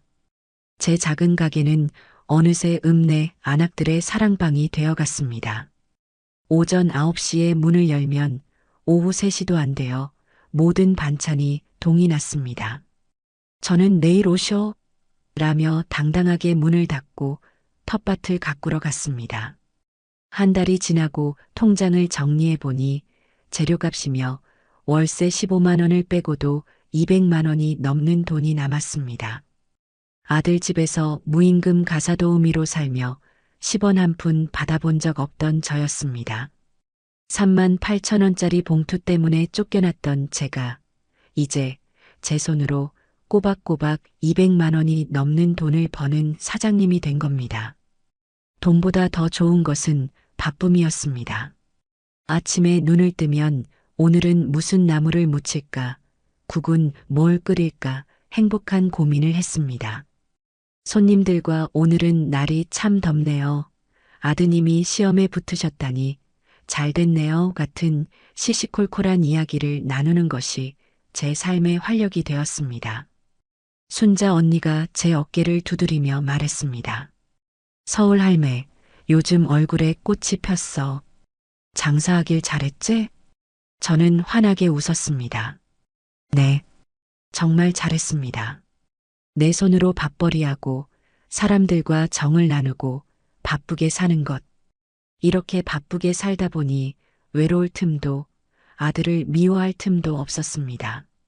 저는 더 이상 쫓겨난 늙은이 최태숙이 아니었습니다. 저는 태숙이네 반찬 사장 최태숙이었습니다. 가게 일이 손에 있고 제 솜씨를 찾는 단골들이 하나둘 늘어날 무렵 민족의 대명절이라는 추석이 다가왔습니다. 고흥 읍내는 벌써부터 명절 준비로 들썩였어요. 5일장은 평소보다 2배는 더 붐볐고 사람들 얼굴에는 오랜만에 만날 가족들에 대한 설렘이 가득했습니다. 순자 언니네도 서울 사는 아들, 딸들이 내려온다며 며칠 전부터 집 안팎을 쓸고 닦고 부산을 떨었습니다. 서울 할매는 추석에 뭐혀? 서울 안 가? 저는 가게 문이나 열어야죠. 명절에 반찬 찾는 사람들도 있을 테니. 쯧쯧. 자식들 다 소용없어. 그래도 명절인데.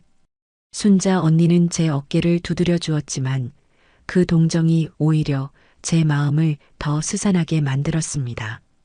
제 반찬 가게도 명절 음식 주문으로 눈코 뜰 새 없이 바빴습니다. 손님들은 잡채며 동그랑땡이며 각종 나물을 주문했습니다.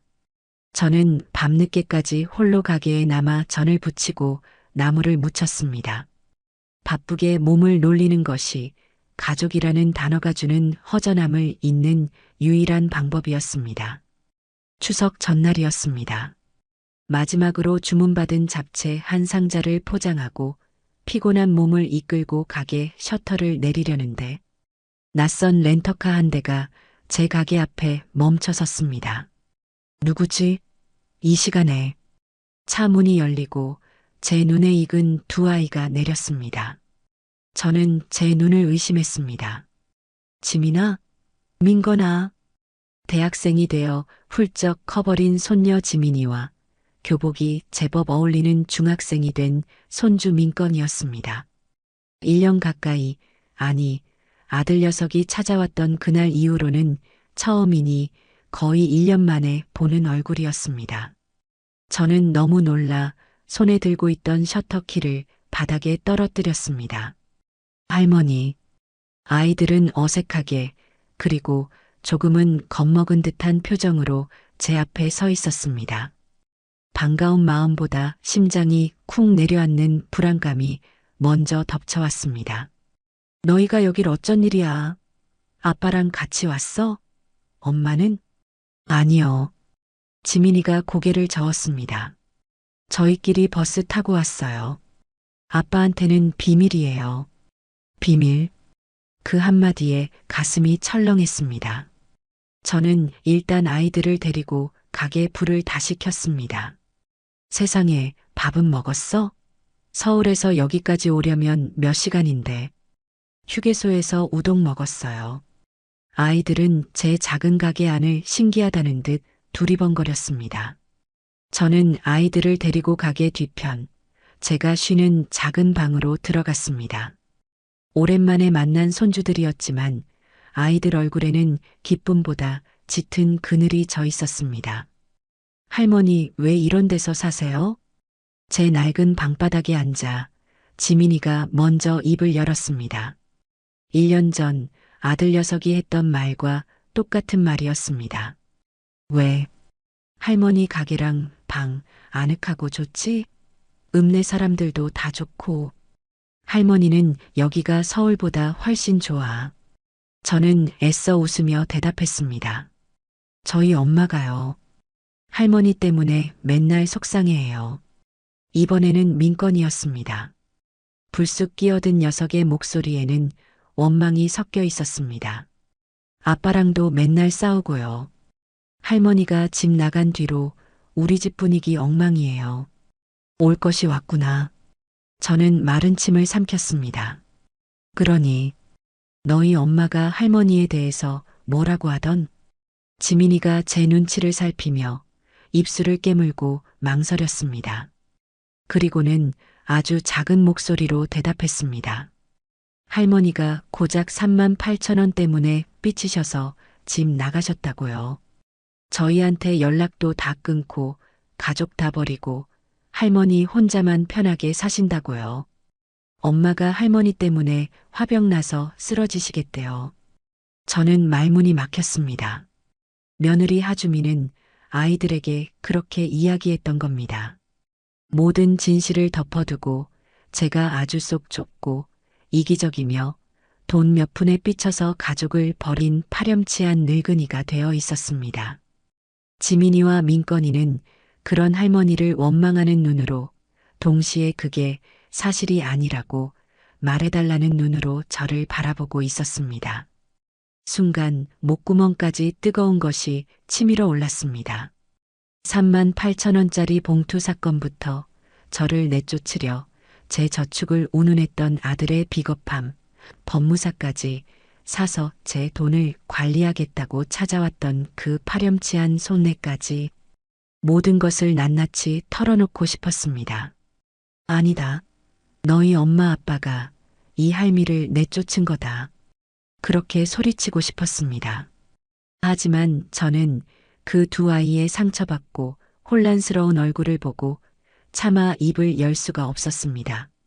제가 진실을 말하는 순간 이 아이들은 누구를 믿어야 할까요? 저를 내쫓은 아빠와 거짓말을 한 엄마. 그 사실을 알게 되면 이 아이들은 남은 생을 부모를 원망하며 살아가게 될 것입니다. 저는 그 어린 손주들에게 그런 끔찍한 짐을 지우고 싶지 않았습니다. 저는 그저 아이들의 할머니로 기억되고 싶었으니까요. 저는 씁쓸하게, 아주 씁쓸하게 웃으며 말했습니다. 그래. 할머니도 이제 좀 편하게 살고 싶어서 그랬다.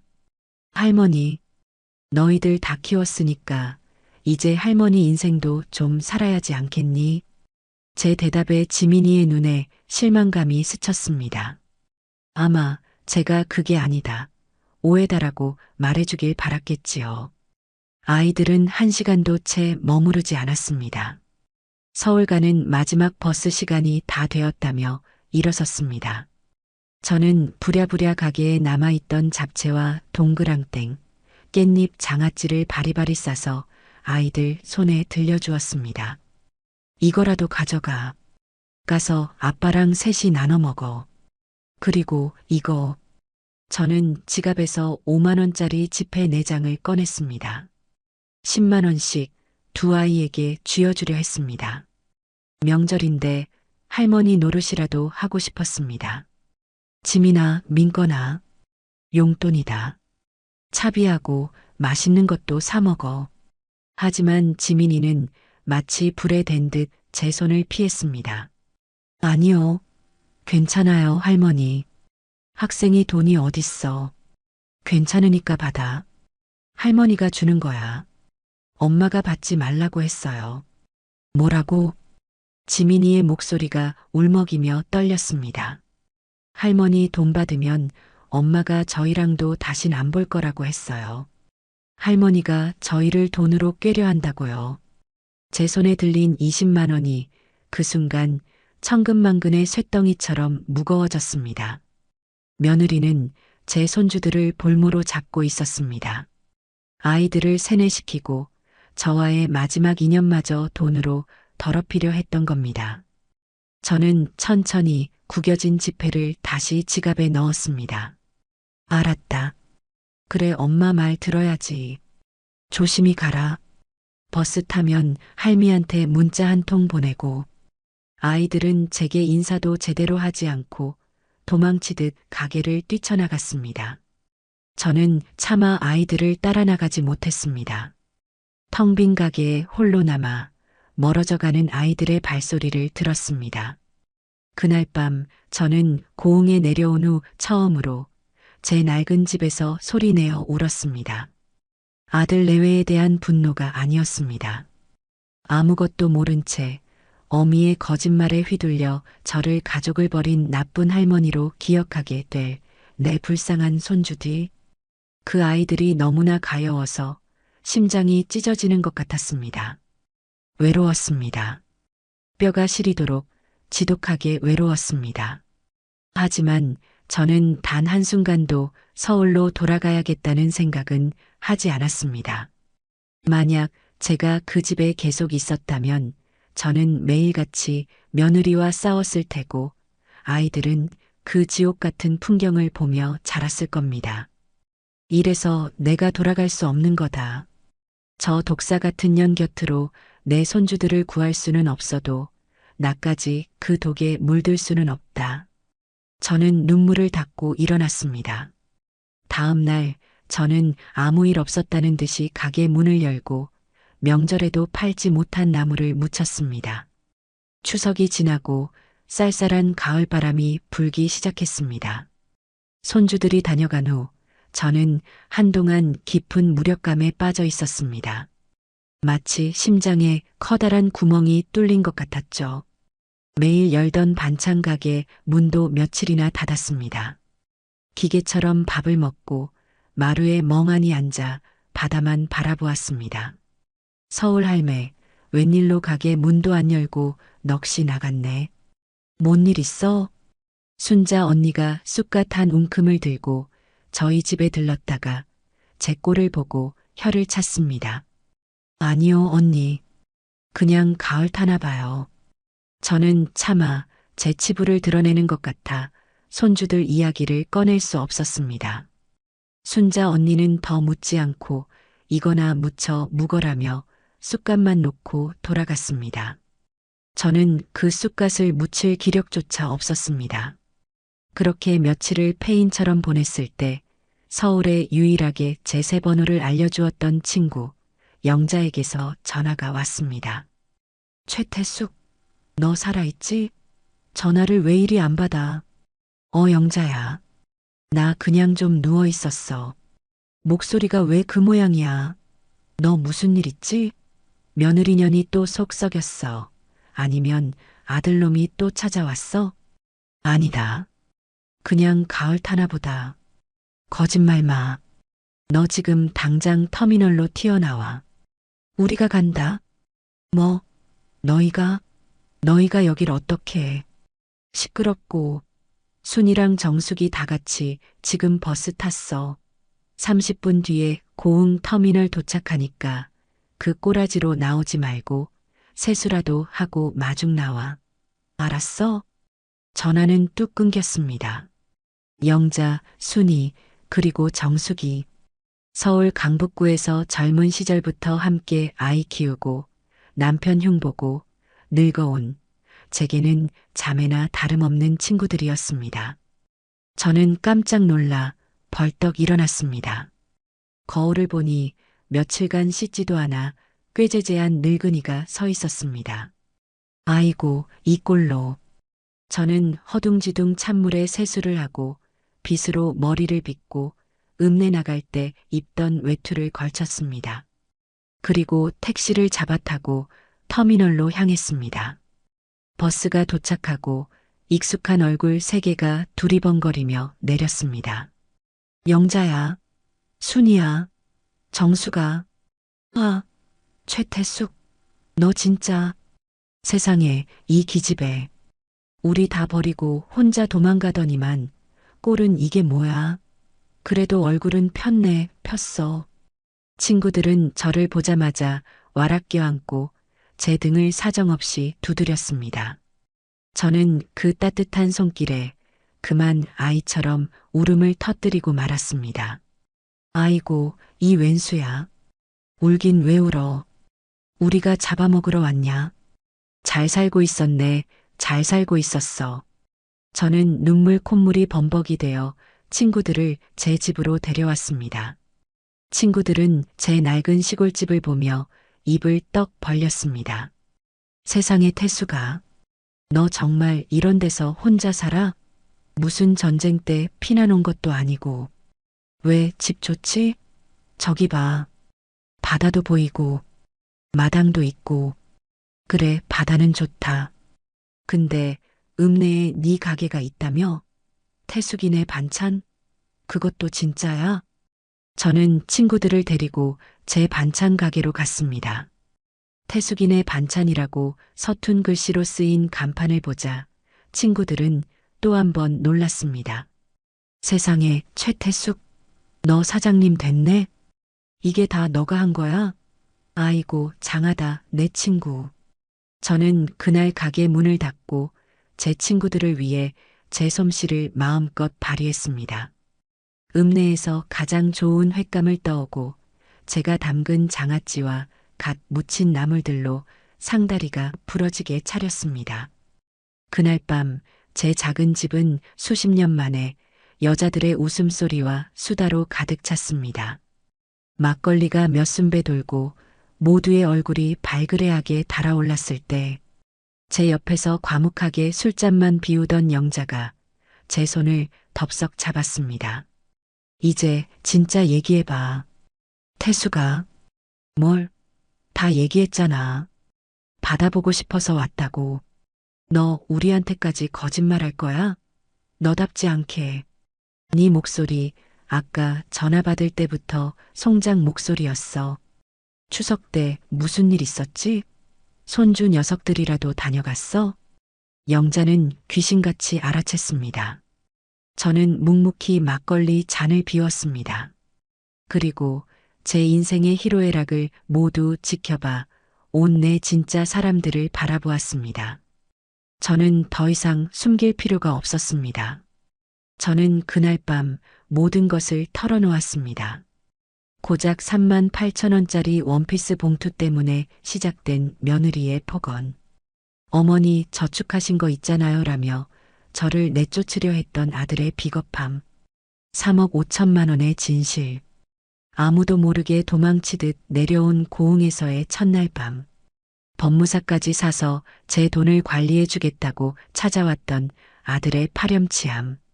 그리고 얼마 전 추석 때 저를 가족 버린 나쁜 할머니로 알고 찾아온 손주들의 원망 섞인 눈빛. 엄마가 받지 말랬다며 제가 준 용돈을 거절하던 그 차가운 손길까지. 제 이야기가 길어질수록 친구들의 표정은 굳어져 갔습니다. 이런 싹퉁머리 없는 년, 그걸 말이라고 해. 그 며느리년 내가 당장 서울 가서 머리끄덩이를 다 뽑아놓을 거야. 어떻게 애들한테 그런 거짓말을 시켜? 성질 급한 순이가 벌떡 일어나 소리쳤습니다. 태수가 내 친구야. 그걸 어떻게 혼자 다 참았어. 아이고, 이 불쌍한 거. 아이고, 내 속이 다 썩는다, 썩어. 마음 여린 정수기는 제 손을 붙잡고 제 손등에 눈물을 뚝뚝 떨어뜨리며 연신 가슴을 쳤습니다. 그리고 늘 저의 중심을 잡아주던 영자가 조용히 잔을 채우더니 입을 열었습니다. 그 목소리는 얼음장처럼 차가웠습니다. 며느리는 그냥 산 것이고 네 아들놈이 문제야. 그게 자식이야? 지 어미가 평생 모은 돈을 노리고 지 마누라랑 짜고 어미를 내쫓아? 그놈은 짐승이야, 짐승. 천하의 불효자식이라고. 영자는 제 잔에 술을 가득 따라주었습니다. 태수가 너 정말 잘했다. 100번, 1000번 잘한 일이야. 그런 놈들한테서 도망친 거, 네 인생 마지막에 너 스스로를 구한 거야. 영자야, 너 우리 중에 제일 용감해. 순이도 눈물을 훔치며 거들었습니다. 맞아. 우리는 자식들 하는 짓거리 꼴 보기 싫어도 손주들 얼굴 한 번 더 보겠다고 남들 시선이 무서워서 그냥 벙어리 냉가슴 앓듯 참고 사는데 넌 그걸 해냈어. 네가 우리 대신 해낸 거야. 장하다, 최태숙. 친구들의 그 말 한마디가 제 가슴에 거대하게 뚫려있던 구멍을 따뜻하게 메워주었습니다. 저를 알아주는 사람들, 조건 없이 제 편이 되어주는 사람들. 저는 그제야 제가 정말로 잘 도망쳐왔다는 것을 깨달았습니다. 친구들은 이틀을 더 묵었습니다. 우리는 순자 언니와도 인사를 트고 다 같이 제 텃밭에서 쑥갓을 뜯고 바닷가를 산책했습니다. 제 반찬 가게 일도 거들겠다며 나섰다가 오히려 그릇만 깨뜨려서 저한테 구박을 받았지요. 수십 년 만에 여고 시절로 돌아간 듯 웃고 떠들었습니다. 서울로 돌아가기 전날 밤 영자가 제게 조용히 말했습니다. 태수가 나 여기 와서 살까? 뭐? 정말? 영자 너가? 응.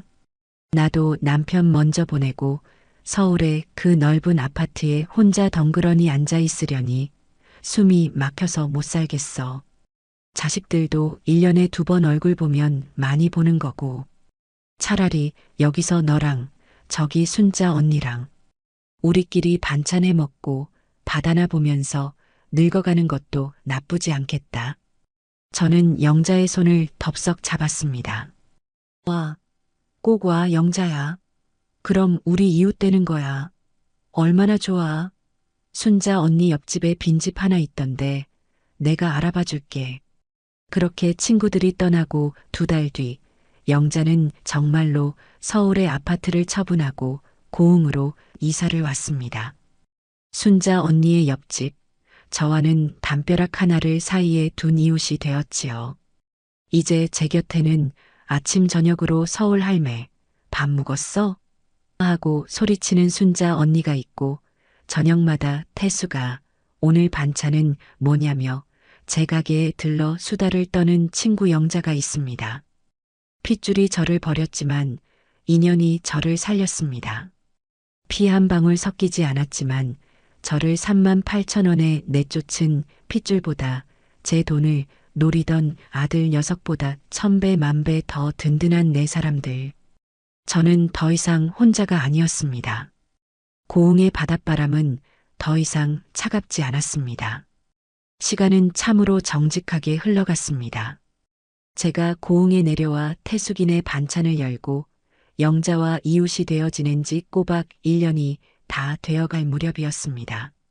가게는 이제 완전히 자리를 잡았고 저는 읍내에서 반찬 가게 서울 할매로 모르는 사람이 없는 유명 인사가 되었지요. 제 삶은 그 어느 때보다 단단하고 평화로웠습니다. 그러던 어느 날이었어요. 가게 일을 마치고 영자, 순자 언니와 함께 마당에서 갓 담근 김치에 수육을 삶아 먹으려던 참이었습니다. 모르는 서울 지역 번호로 전화가 걸려왔습니다. 웬 서울 전화요? 또 그 아들로 마녀? 순자 언니의 말에 저는 잠시 망설였습니다. 1년 전 저를 찾아와 돈을 관리해 주겠다던 아들을 쫓아낸 이후로 저는 아들 녀석과 완전히 연을 끊고 살았습니다. 손주들 소식도 며느리 소식도 궁금해하지 않으려 애썼습니다. 여보세요. 어머니, 저 준규예요. 수화기 너머로 들려온 아들의 목소리는 1년 전 저를 협박하듯 다그치던 그 목소리가 아니었습니다.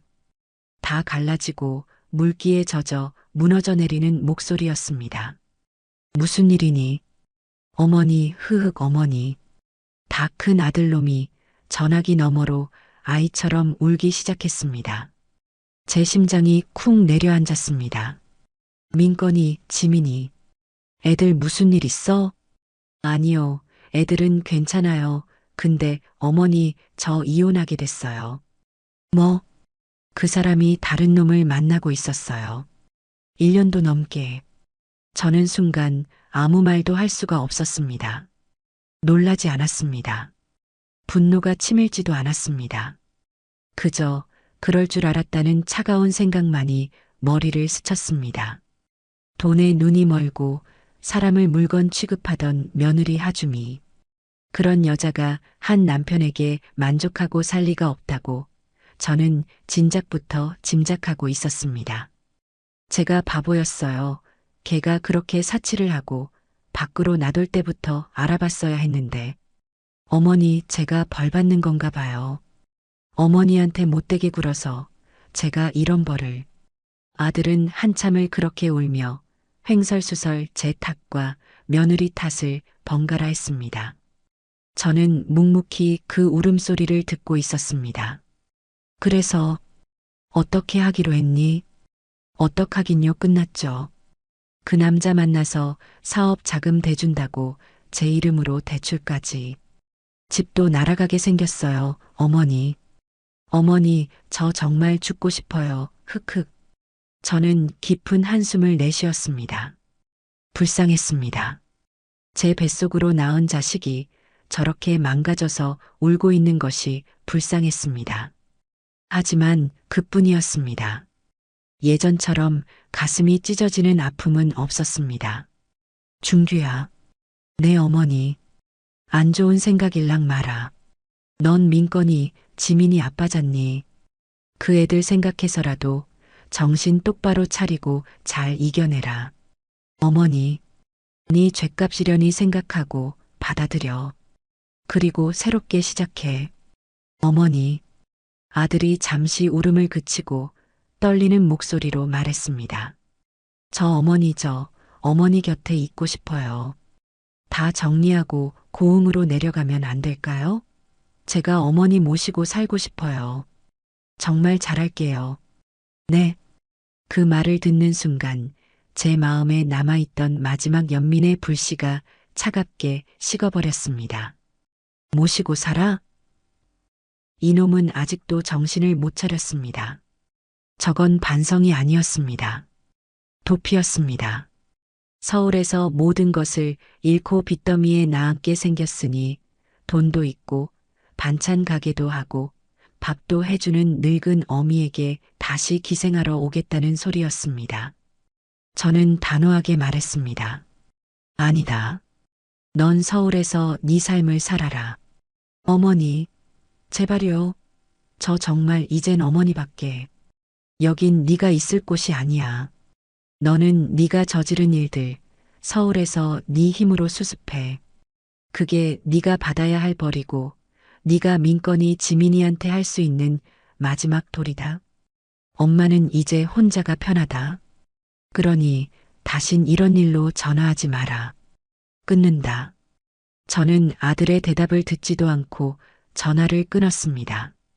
또 무슨 수를 써서 알아냈는지 한심하기 짝이 없었습니다. 저를 빤히 쳐다보고 있는 영자와 순자 언니에게 저는 수육 한 점을 집어 깻잎에 싸서 입에 넣었습니다. 무슨 일이래, 태수가? 아들놈 이혼한답니다. 며느리가 바람이 났대요. 집도 날아가게 생겼다네요. 뭐, 아이고, 꼴 좋다. 인과응보다 이년아. 순자 언니가 무릎을 탁 치며 소리쳤습니다. 그래서 너더러 오라가라야? 아니요. 지가 여기 내려와서 저를 모시고 살겠답니다. 정신 나간 놈 아냐? 영자가 기가 막힌다는 듯 소리쳤습니다. 지 앞가림도 못하는 놈이 누굴 모셔 너한테 밥 얻어 처먹으러 오겠다는 소리지. 그래서 뭐라고 했어? 오지 말라고 했어요. 서울에서 지 죗값 치르라고. 잘했다. 100번 잘했어. 영자와 순자 언니가 동시에 제 손을 맞잡았습니다. 독한 년이라고 욕해도 할 수 없어. 이제 와서 다시 발목 잡히면 너만 또 지옥 되는 거야.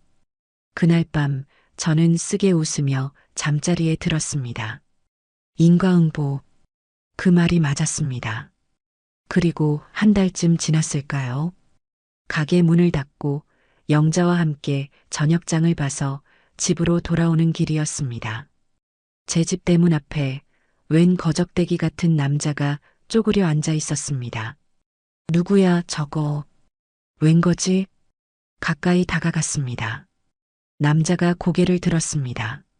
한 달 전보다 더 바싹 마르고 수염은 덥수룩하며 눈은 퀭하게 죽어있는 제 아들 준규였습니다. 어머니, 네가 여긴 또 어떻게 해?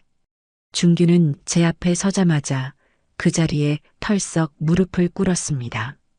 흙바닥에 이마를 대고 목이 터져라 울기 시작했습니다. 어머니, 제가 정말 불효자였습니다. 어머니, 잘못했습니다. 흑흑.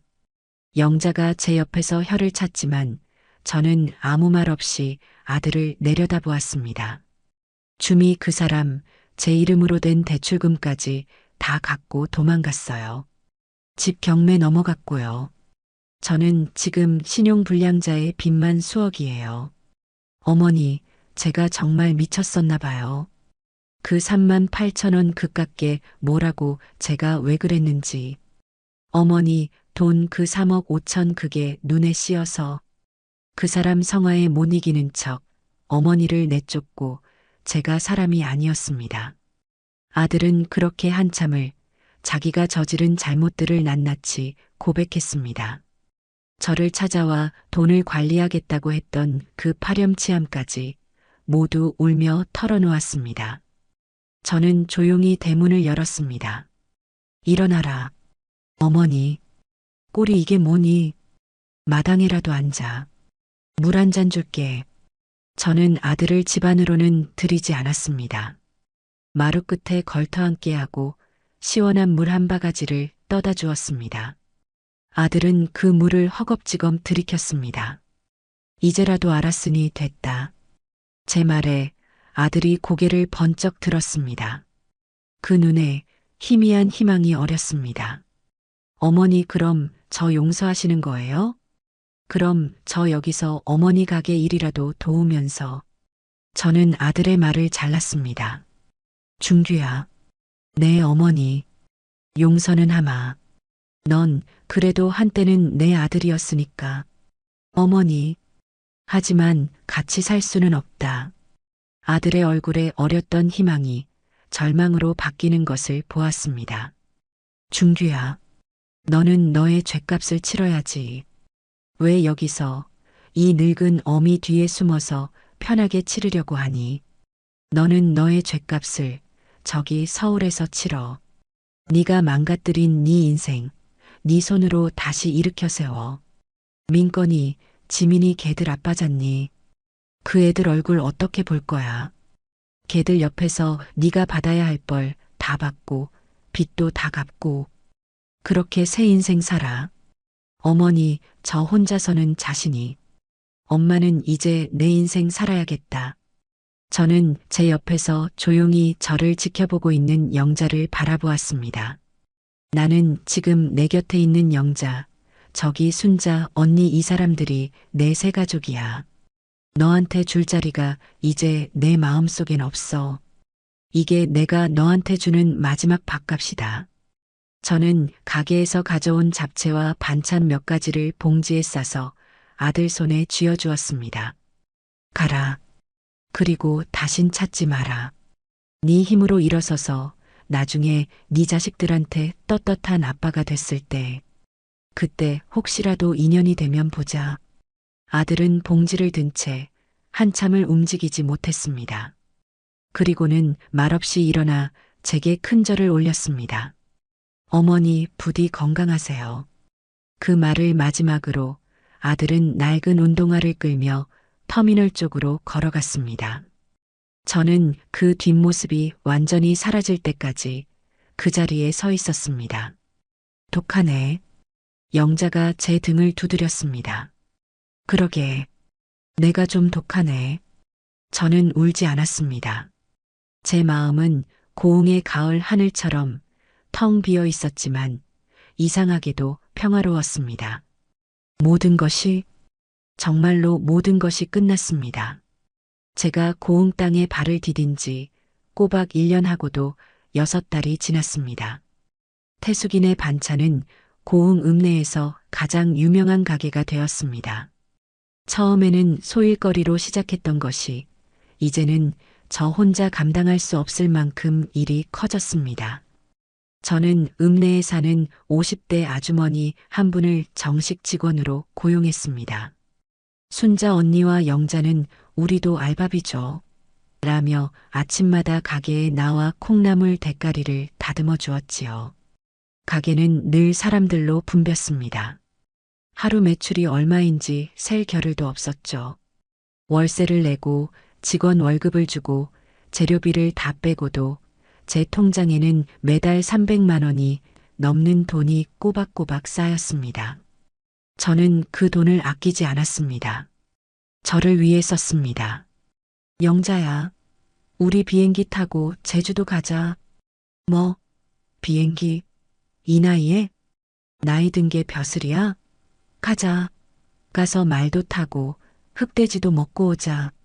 저는 영자와 함께 난생 처음 제주도 여행을 다녀왔습니다. 남편과도 아들과도 가보지 못한 곳이었습니다. 비행기가 구름 위로 솟아오를 때 저는 10대 소녀처럼 창밖을 보며 소리를 질렀습니다.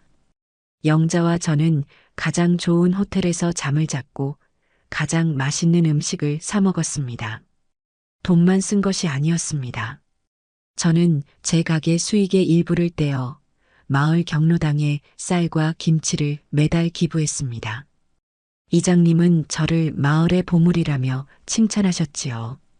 저는 더 이상 서울에서 쫓겨난 할머니가 아니었습니다.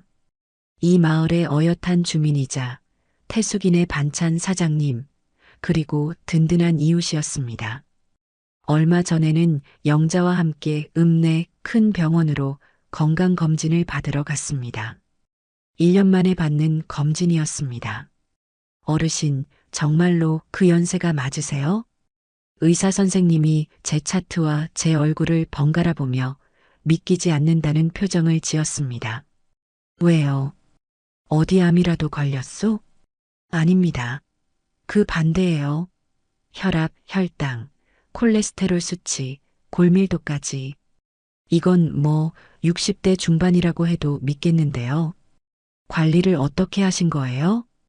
관리는 무슨, 그냥 매일 새벽에 일어나서 가게 일하고, 텃밭 가꾸고, 좋은 사람들이랑 매일 웃고 떠들고, 그게 다인데, 하, 그게 보약이었나 봅니다. 어르신, 서울에 사실 때보다 더 건강해지신 것 같아요. 스트레스가 만병의 근원이라더니, 의사의 그 한마디에 저는 지난 세월이 주마등처럼 스쳐 지나갔습니다. 서울의 그 답답한 아파트, 며느리의 멸시, 아들의 외면, 그 속에서 저는 매일매일 시들어가는 꽃이었습니다. 병원에서 나오며 영자가 제 팔짱을 꼈습니다. 어이, 60대 최태숙 사장님, 건강하시다니 나랑 100살까지 놀아줘야겠네. 아이고, 지겨워. 저리 가. 우리는 아이들처럼 낄낄거리며 병원을 나섰습니다. 그날 밤 저는 제 방에 돌아와 새로 산 일기장을 펼쳤습니다. 고흥에 온 날부터 저는 매일 밤 일기를 쓰기 시작했습니다. 오늘 영자와 함께 건강검진 결과를 받았다. 의사 선생님이 내 나이를 믿지 못하겠단다. 혈관 나이며 뼈 나이며 60대 중반이란다. 10년은 아니 20년은 젊어졌단다. 하긴 2년 전 오늘 내가 만약 그 아파트에서 쫓겨나지 않았다면 어땠을까? 며느리 하주미가 그 3만 8천 원짜리 원피스 봉투를 찾지 않았다면 어땠을까? 아마 난 지금도 서울의 그 답답한 아파트 안 햇볕도 안 드는 쪽방에서 오늘은 며느님 기분이 어떠실까 국이 짠가 싱거운가 눈치나 보며 하루하루 말라 죽어가고 있었을 거다. 그깟 3만 8천 원짜리 원피스 봉투 하나, 그 하찮은 비닐봉지 하나가 내 남은 인생을 통째로 구했다. 생각해보면 그 봉투를 버린 것은 내 77년 인생 최고의 실수이자 최고의 선택이었다. 가끔 준규에게서 전화가 온다. 아주 가끔. 한 달에 한 번쯤. 어머니, 저예요. 건강하세요? 그 한마디 묻고는 네, 저도 그럭저럭 지내요. 끊을게요. 하고 전화를 끊는다. 목소리가 많이 차분해졌다. 서울에서 작은 공장에 다니며 빚을 갚고 있다고 들었다. 손주들 지민이, 민건이. 그 아이들도 언젠가는 이 할미를 이해할 날이 오겠지. 혹시 영영 오지 않는다고 해도 어쩔 수 없다. 나는 내 행복을 찾았으니 그것으로 되었다. 내일은 영자랑 순자 언니랑 셋이서 목포에 놀러 가기로 했다. 유달산에 올라가서 저 멀리 다도해를 볼 것이다. 그리고 내려오는 길에 그 유명하다는 홍어 삼합에 막걸리도 한 잔 걸칠 것이다. 내일의 소풍을 기다리며 아이처럼 설렌다. 저는 펜을 놓고 창문을 활짝 열었습니다. 시원한 가을 바닷바람이 제 뺨을 기분 좋게 스치고 지나갔어요. 바다는 여전히 그 자리에 있었고 여전히 아름다웠습니다. 그리고 저는 그 바다 앞에서 여전히 자유로웠습니다.